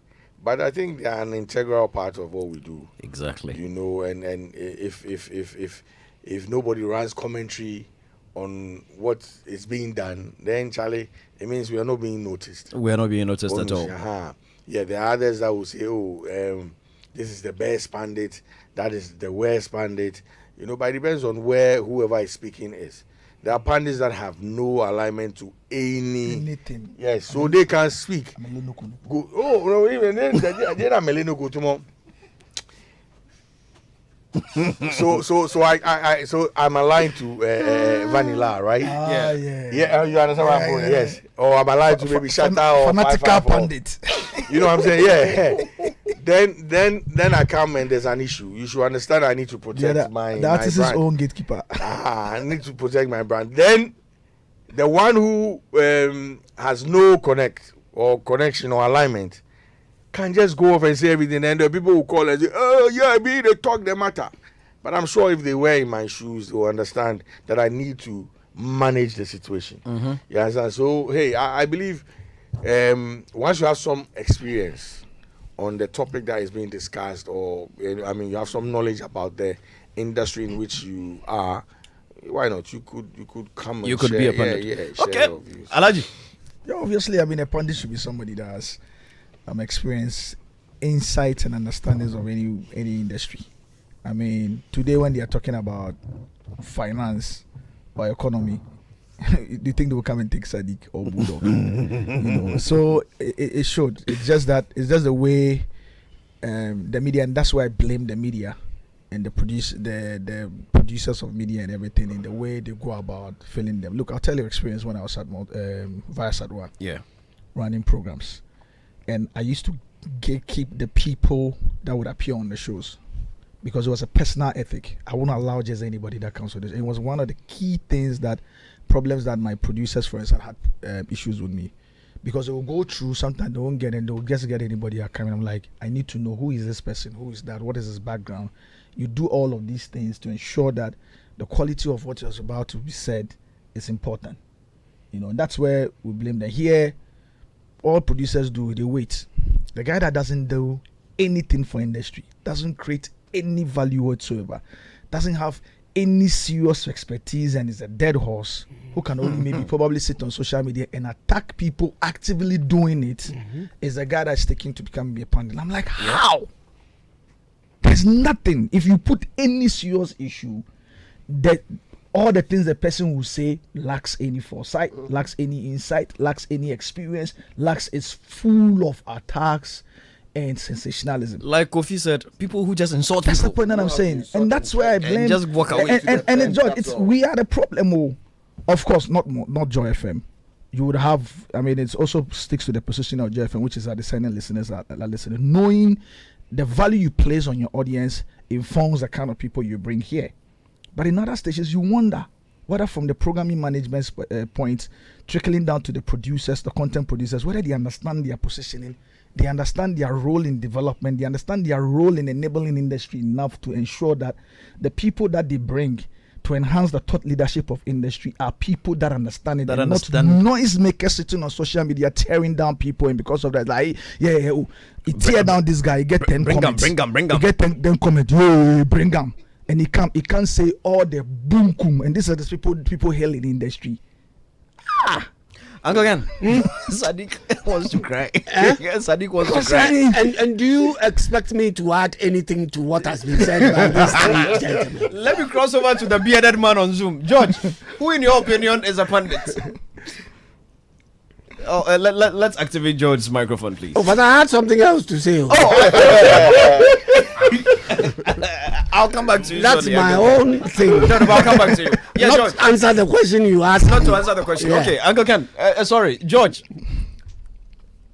Oh, George, I think you should unmute. George, you've muted yourself. Unmute it. Mute. You've muted your. There's something in George. There's something behind George in the hotel. Finally. Welcome. So, George, talk to us. So, yeah, GQ. Can see shadows. I mean, like my brothers have said it all. I mean, people in the industry with people with industry insights and knowledge. I mean, back then we used to watch TV and listen to radio and get in. George. That's a wahala with technology. You see why I prefer people. Are you there? Yeah, I can hear you now. Go ahead. Yeah. Yeah. I mean, my brothers have said it all. Of course, people with insight and knowledge about the industry. So, like Sadiq said, I mean, I'm not going to be speaking or talking on, matters of finance on radio and TV because I'm not an expert in that field. When it comes to entertainment, more of music, yes, I think I can be called upon. So then I become a pundit because I have something to share, experience or probably some knowledge. Unfortunately for us, these days, things have changed, especially when social media became, so powerful.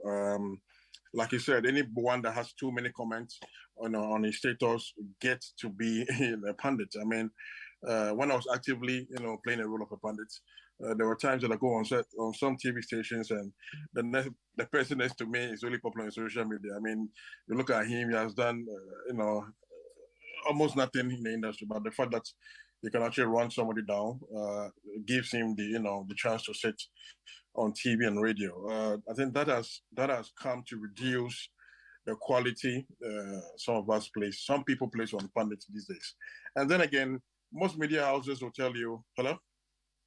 I'm here. We're listening to you. Yeah, Go ahead. I mean, then again, I think I had some experience with some media houses before even I quit going on some media platforms. I mean, they'll tell you that, listen, man, we want to trend. So when a topic comes, really go hard at the person. Especially, oh, wow. I think in my case, there was a topic that we discussed about Stoneboy. And when we're done, after the show, the producer and the presenter called me and said, they think I'm so lenient on, some of these guys, and they really want me to go hard because they have to trend. And I'm like, you are thinking about trending. I'm also looking at, how we are positioning in the industry because, yes, I can come to you and say all sort of things. But, when we step out there, there's a big concert coming up in Ghana. Now, some artists were not put on because of the things that they Google and read about these artists. So some of the people in the media space, especially, or even online, do not know that these things that we say about artists or, some celebrities or even ourselves go a long way to harm us. You understand? So we are just about, let me say A, B, C, and D and get to the trends. Because they say, no, I'm shocked. You're telling me that producers and presenters actually tell you to go hard at artists?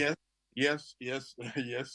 Unfortunately, I cannot mention the media house. But no, I wouldn't even want you to. They don't merit a mention on our network. Yeah, GQ, reasons being that every now and then people want to trend. People want to be in the news. Because they tell you that, listen, the more we trend, the more we get a brand of products coming to us to advertise.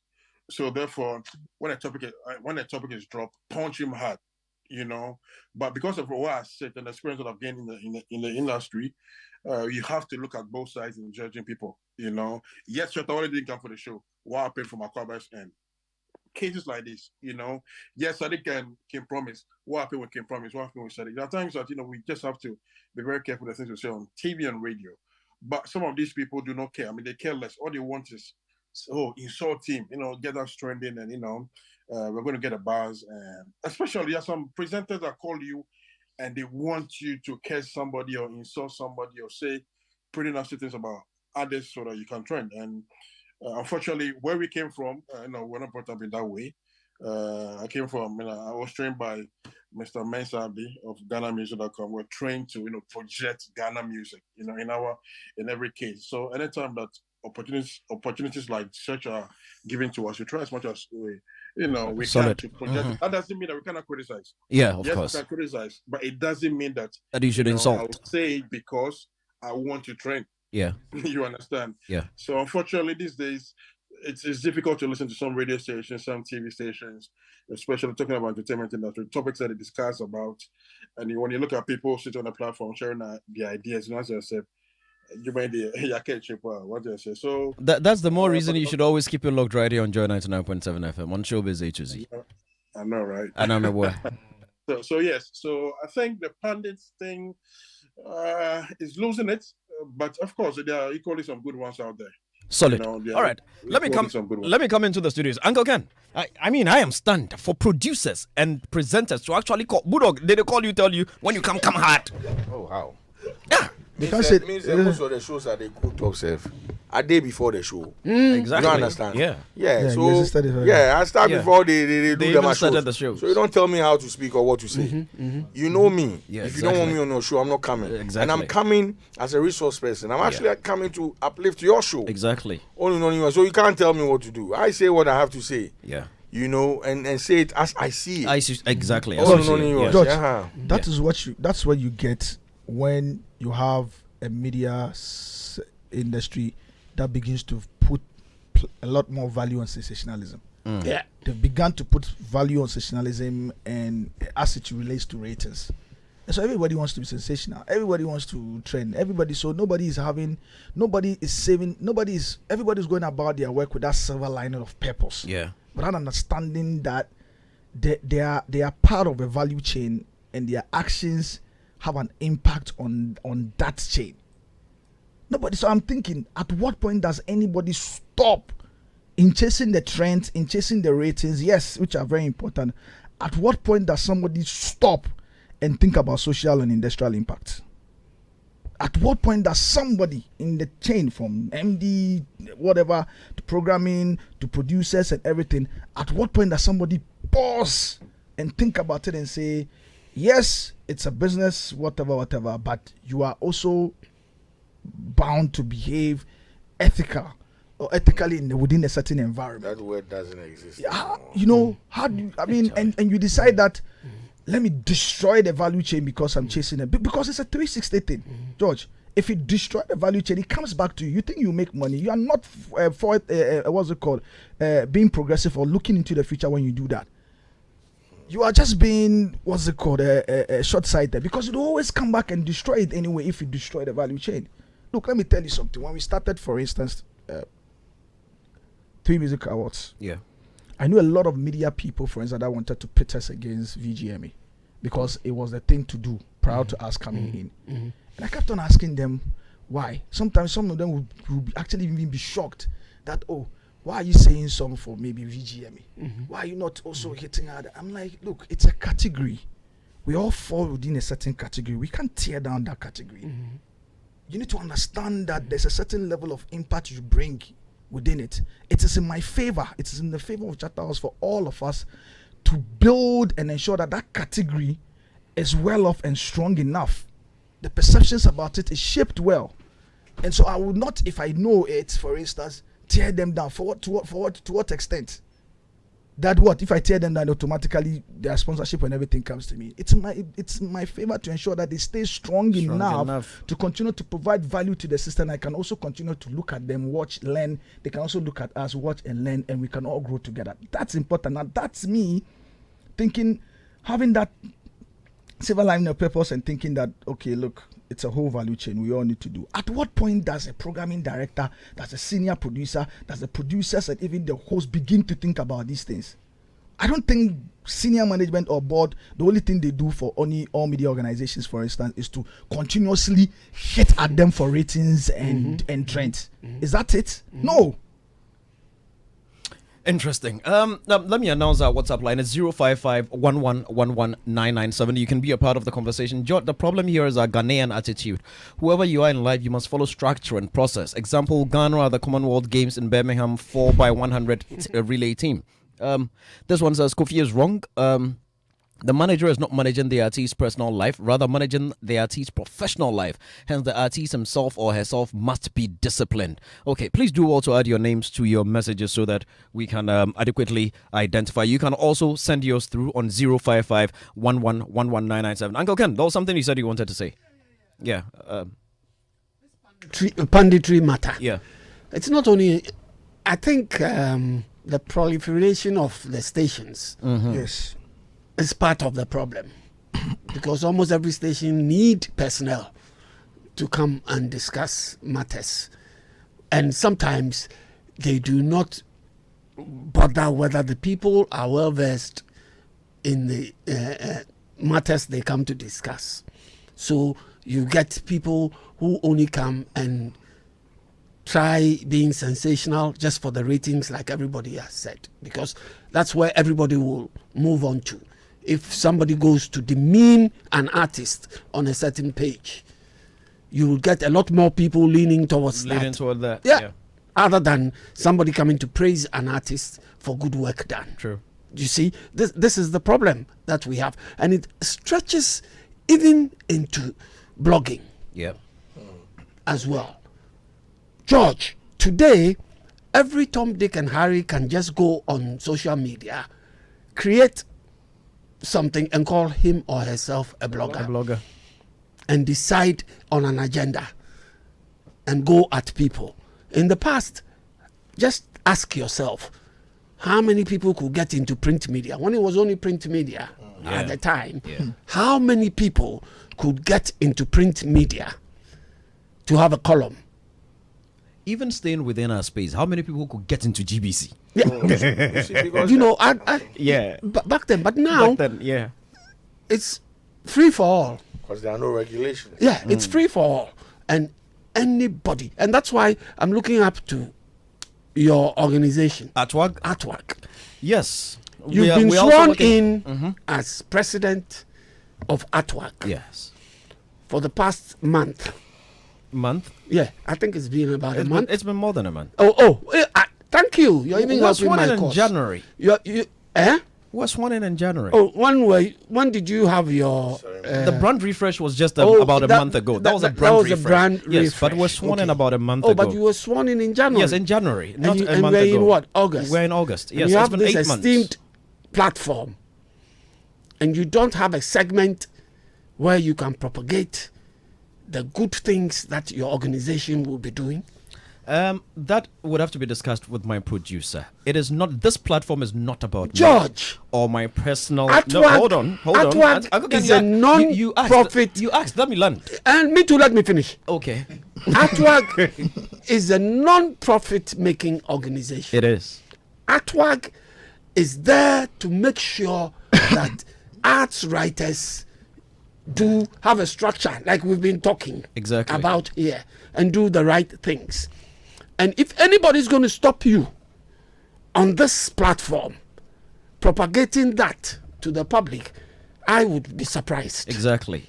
So like I said, but again, the question is that the right channel would have to be taken. That obviously, if it was something that was happening or it was something. Look, we were doing reading. Maybe give back. You know the number of people who've been calling me, asking me why we stopped the reading segment that we had some time ago on Showbiz, and we invited the young kids to come and read stuff to us and all that. A lot of people have been calling me to ask me. Now that's a social thing that we should be doing to help people speak the right English, help people write the right English, because these days if you go reading some of the blogs, Charlie, Uncle Ken, I think these are suggestions that we can make to the lead production team, of the air. We are all part of this family. And I don't think coming on air to say what we can say behind the scenes when we are together 24/7, literally, or something like that, So it is a good feedback, but I think because this is the feedback that I get. Yes, so we shouldn't wait to come on air to say it. We can give the feedback before we come on radio. That's the point I'm making.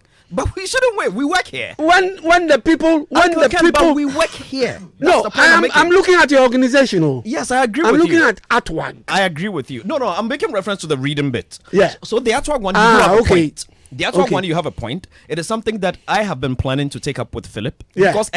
Because it's important. Again. And you see, all this thing that we are saying, a lot of it for me boils down to indiscipline. I have a very disciplined producer and production team. And you know how things are around here. You can't just get up and bring your own topic and start talking. So George, I would table it and then we'll discuss it. George, I'm not saying have your own topic for discussion.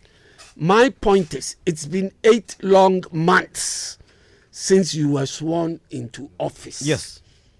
And that is where I'm hitting at. Yes. The length of time. Within the 8 months we're working. It's just not been made public yet, but the members are aware. The members are clearly aware of the work that is going on. The chief problems that they had was welfare. People die, people have to do contributions. Thanks to Star Assurance, we've been able to broker an insurance policy for the members. So that now when you die, so a lot of... Okay. See? That's why we are changing it. It's sad. So in Atwag Assad now, nobody does those contributions anymore. It is not done. It's been banned because it doesn't make sense. There are a lot more important things you can think about, and every day you have to donate something to somebody. That is why there's insurance. There's insurance, so everybody is aligned to that insurance, plus a number of other things that we. So let us not digress from our topic. Let us come back to our discussion. We are looking at punditry, and I am stunned that some presenters and producers would actually call people and tell them, when you come, insult, when you come, bash, when you come, go in, go hard, go that. Bulldog has made it very clear that, he is a man on his own. Yeah. Addressing sensationalism in media.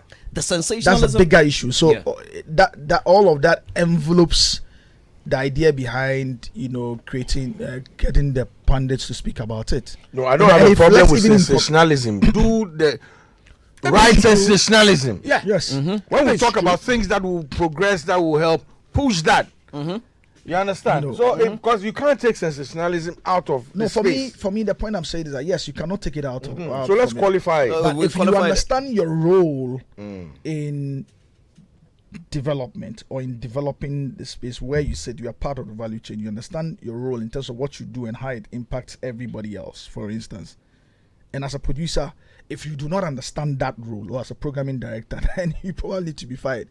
But if you understand your role at that point, and if you look at an industry such as ours, where the thought leadership is almost zero, which is also much needed for us to be able to enable industry, right? Then you would go the extra mile to ensure that it's leveled up. What is the difference you are presenting when you want to be just like everybody else? Where is the refreshingly different content that you have to offer in your bid to attract that much needed audience to give to advertisers? Where is it? You do not know any program manager. The only thing you need to do in different content.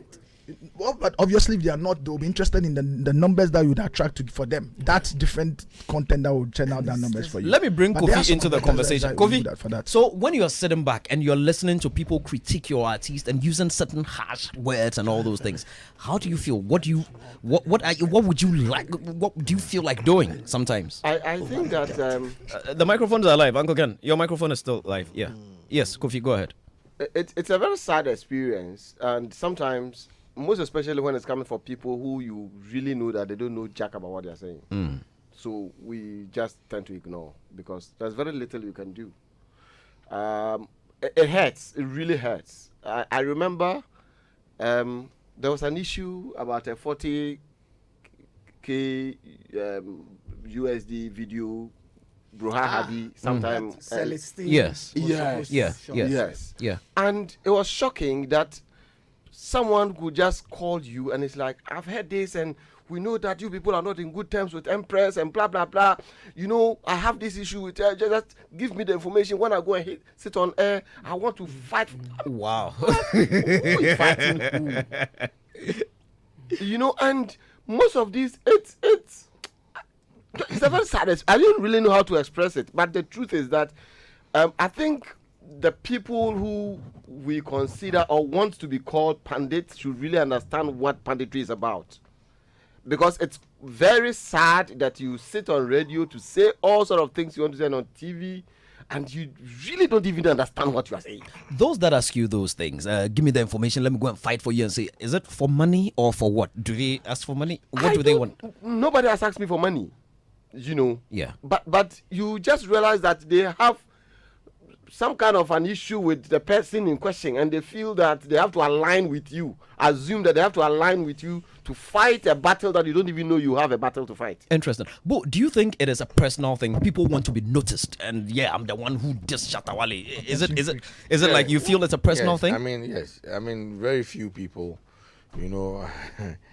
you see them and you know that, hey, this is what they want to do. They believe that, maybe a brand like Shatawale is powerful. And they might from where they sit, he speaks his mind. So when his matter comes up, they also want to try and exert the same energy. But you need to understand that if Shatawale picks up a phone and goes live, and he's having it at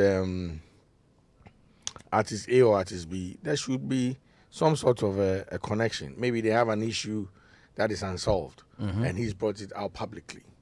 You understand? I don't know where you, the pundit, comes in to even take it personal. You understand? Now, yes, you can have your take on it, but don't personalize it. Exactly. And a lot more of these pundits, I mean, I'm being careful not to mention names. I just, you know, and you weigh them, you go and look at who they are and what they've contributed in the space. Nothing. You know, and I like what Siddiq said earlier, that I mean, producers are supposed to know better. I understand. For me, I don't mind if you're looking at numbers. I'm sure as you're locked down, a lot of people are listening to you. You like that. It's good for the station. It's good for your. They say you guys have a advertisers, sponsors, everybody is. Yeah, they say you have something, some gauge. I've forgotten the name. Tracker. The tracker. Yeah. Good. It's good for your trackers, right? Yeah. Good. So, but if the person is going to come in, let them come in, and what you are going to report afterwards has to be something that will be more of solving a problem than deepening or worsening the situation when it started. You know, so it's sad. It's sad. We need to look at guard this gate. There's a reason, and it's sad. There's a reason why traditional media is still here, even across the world, since the introduction of social media. Traditional media is not going anywhere. Yes, it's here to authenticate. It's not going anywhere. Authenticate and validate every information that goes on. You understand? So we should be mindful. Some of these traditional media, you know, they feel that they are social media people, and that's how come. Because they've gotten lazy. Exactly. And are picking up stuff from social media. Exactly. Social media too. Yes, you know, they're on social media too. Yes, exactly. When in actual for people from social media come to you seeking for the validation. Exactly. You know? Today, look, today, and it tells how they haven't built that strong reputation. If all you chase for is empty ratings and clout and everything, when it matters most, nobody can bank on your credibility. Yes. And eventually, even if advertisers will chase that immediate ratings that you give to them, eventually you get to the point where they can look. Someone was telling me about, private conversation. I can't actually even talk about it now. But today, let any news, let's say between certain media platforms and maybe multimedia, let them say Jesus is coming, and let multimedia say Jesus is coming tomorrow, and see which one they'll believe. And I'm worried. For me, I'm worried about. And so, if you're an advertiser or a marketing manager today, obviously you should also be interested in where you place your brand beyond chasing for the eyeballs and chasing for the audience. I'm sure you would want a certain third-party credibility influence on your brand as well. Definitely. And so, if you are placing it, you're continuously placing it on platforms that do not do anything but chase empty clouds and nothing, then you yourself, even as a marketing manager, as part of the value chain, needs to assess yourself. I'm worried about. How are you going to do that? Well, let me quickly go to Uncle Ken before I come, because Uncle Ken, Uncle Ken. So, if you were, say, a producer and you're inviting pundits to a show, what are some of the factors you'd look out for? Oh, of course. I mean, depending on the topics that we're going to discuss, I will look for people who are well versed in those topics. To bring to the studio, nothing else. First, I mean, that's the prime. That's you know, first, I look for people who are well versed in the topics that we're going to discuss. How different does the political shows, like on the well-run stations, go about it? How different? But even them, or the kind of, I know that's why I say well-run media organization. Even them, I didn't want to generalize. You didn't want to. Let Uncle Ken give us the things to look out for, because I'm sure other producers. The good thing is that they all finish their shows quickly, so they can tune into this one, so they should listen. On this show today, what was the main topic of discussion? Artist management and continuation from last week. Yeah. The way artists. Yes. Exactly. So who did you invite? Artist managers. Yes. Some of the finest in the business. You invited some of the finest artist managers to the show. And that's basically what you have to do.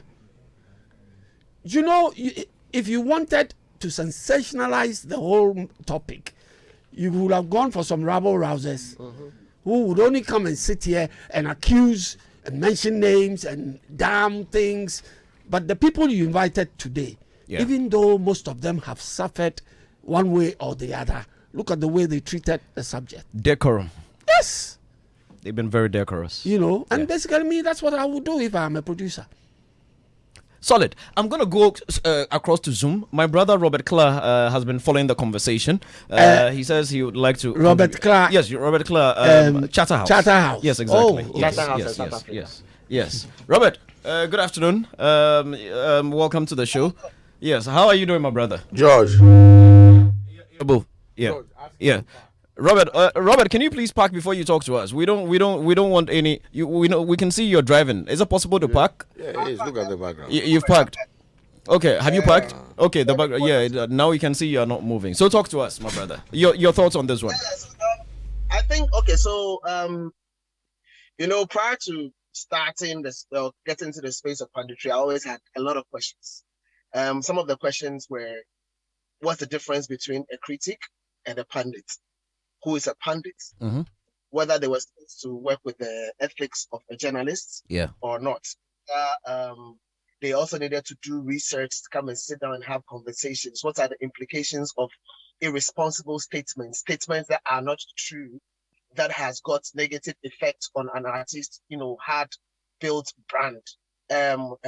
Do they go scot-free when they say stuff that's not true? Like, how can somebody just get up and probably say, maybe you just get up and say Free Music is fraud? What is your basis? Are you allowed to say that thing and just go? What's the role of the moderator when somebody comes to sit down and say some of these things? Are they going to hold them, or they just let them go? I also evaluated who sets the agenda for the conversations that we are supposed to have. So because there's a producer who is giving you topics for conversation, okay, or there's a team. But then again, the question is, I remember when Kwamla Dumo, for example, fought Snit to put things, in the right way. The question here is this: are there stations with their pundits setting an agenda to address pertinent issues within the creative arts industry, or we are just waiting for things to happen and just have conversations? Or can we confidently say that, let's say from January till middle of the year, Joy FM, your Showbiz A to Z, maybe took on a particular project about the creative arts and, championed it until it was solved, that kind of stuff. So these were things that were like on top of my head. And when I got into the space, it became very clear that there was a lot missing. In fact, there was a day I had a conversation with Sadiq. I think it was about 3 hours. My friends, the guys in the office were like, is that a seminar or it's supposed to be a conversation? Because, we spend a lot of time talking about some of these things. And I think that we the people within the space, we need to do a lot more. We need to do a better job. And then we need to hold ourselves accountable and probably to standards of journalism and understand the impact and import of the fourth estate and what we can do to contribute to the creative arts industry and possibly the development of this country. Because if a country, if like the creative arts bill, how many of us are aware of the details in there? Who is championing it? Who is making sure that we're well knowledgeable about it? So it's quite a number of questions. And I think that while a lot of statements go and they are irresponsible and they end up tarnishing reputation of people and they go scot-free, and these guys are not really contributing or not really players within the space, and they are just messing up other people's reputation, and we have to hold them accountable. I think that on the whole, we need to evaluate this whole thing about punditry and see what we can do with it, because really the media controls a lot of narrative, and we can use the media to our advantage and benefiting everybody within the space. So this is just your thoughts. All right. Network again. Comprehensively. Charlie, solid. Thank you very much. But who gave you permit to change the leather in the car? I mean, you know what I mean. No, but do you like it? But you didn't come and seek permission. You can't change things without my permission. Focus. Sadiq has got a question for you. Sadiq, go ahead. Activate Sadiq's microphone, please. Robert, please take a listen to Sadiq. Hello, Robert. Yeah, he's listening. Before you change the seat, did you cleanse the car before that? Robert, don't mind him. Sadiq is not a serious man. Robert, thank you very much for your thoughts there. All right, that's my brother Robert Clare from Charterhouse. Yes. Kofi, so we are coming back to the studio. In wrapping up, look, where you started, your definition alone was fearful enough for me. That pundits are people who sit on radio and just denigrate people's brands. It's a very scary definition. So moving forward, what advice would you give to the producers, the media managers, and all those people out there on this thing called punditry? I think Bulgod said that on my behalf. Mm-hmm. Think beyond the numbers. Yeah. And you see, it takes so much work, so much money, so much time to build a brand. Yeah. Don't just for the joy of the moment think that you can just run down someone's brand, just like that. Yeah. And at the end of the day, by the way, what do you get from it? After you just want to be known for running someone's brand down, just like that? For example, I have been in this for close to 14 years now. And you think that just getting a microphone, I mean, I know Philip wouldn't do that, but a certain irresponsible producer calls you and you sit on a platform and all you think is that I don't care how long I don't care what they've done. I don't care the amount of money they've spent, the time and everything. Let me just destroy them beyond, and I just can't understand it. So I think that we would rather encourage people who have good intent, criticize us constructively. Yeah. We are not saying we are above criticism. Yeah. Give it to us. Yeah.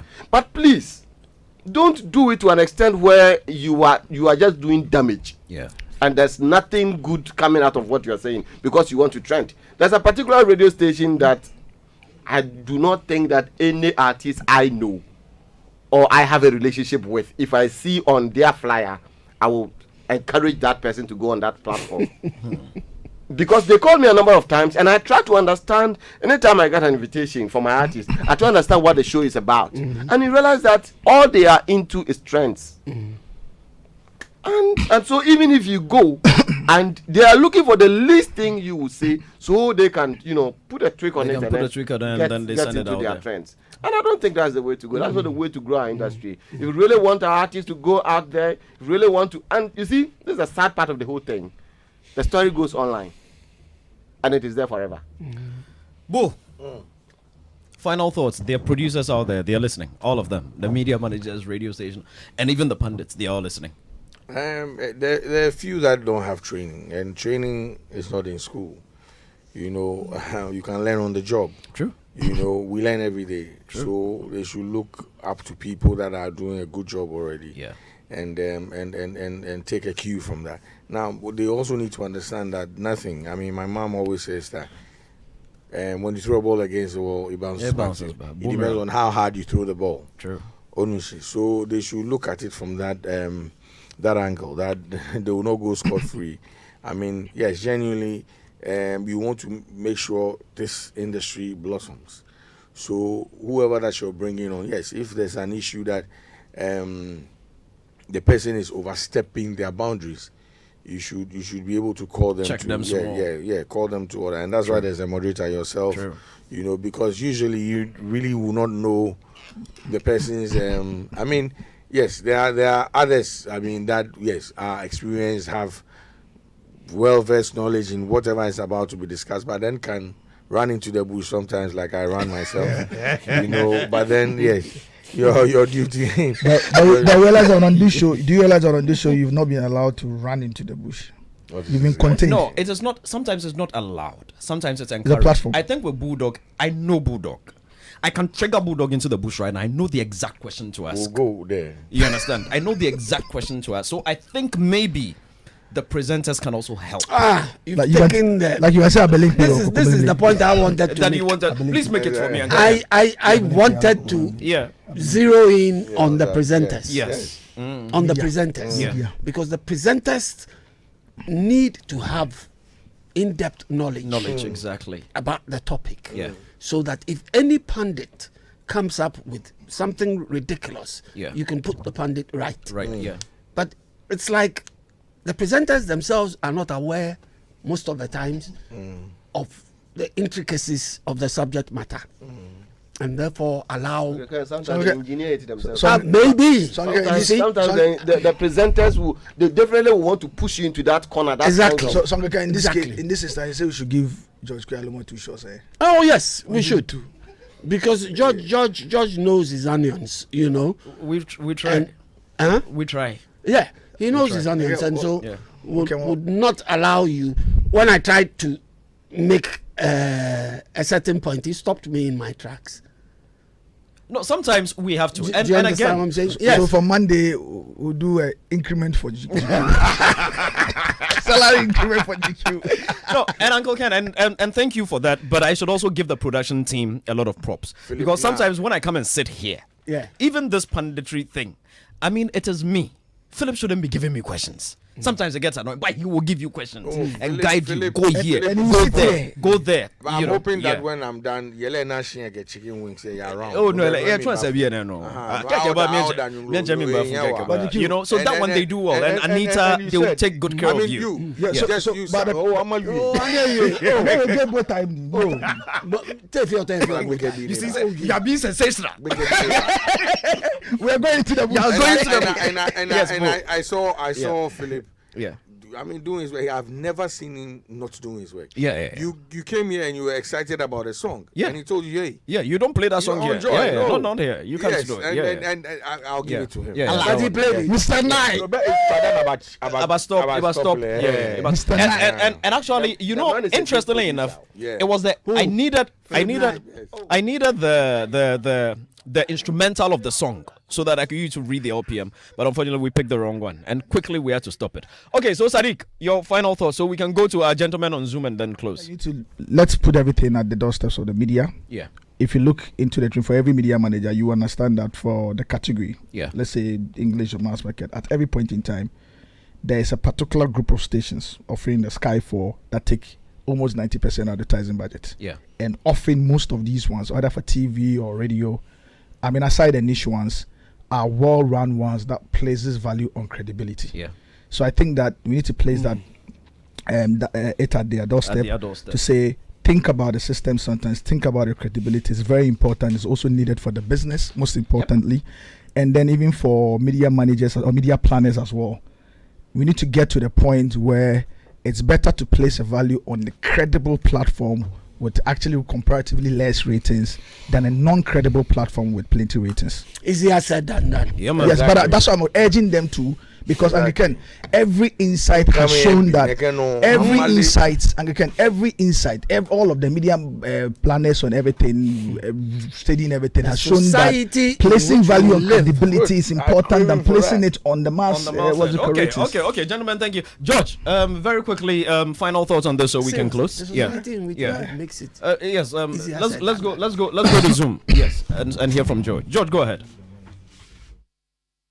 George, I cannot hear you. Yeah. No, son? Yes, I can hear you now. Go ahead. Okay.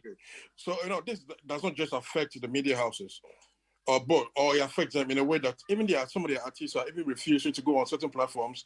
There are things that, listen, after going on this platform, all I'm going to get is negativity. There are some platforms that call artists and they get excited to be on, whereas others, they do not, because they realize that after the interview, I'm going to get this and that and that and that, which is negative.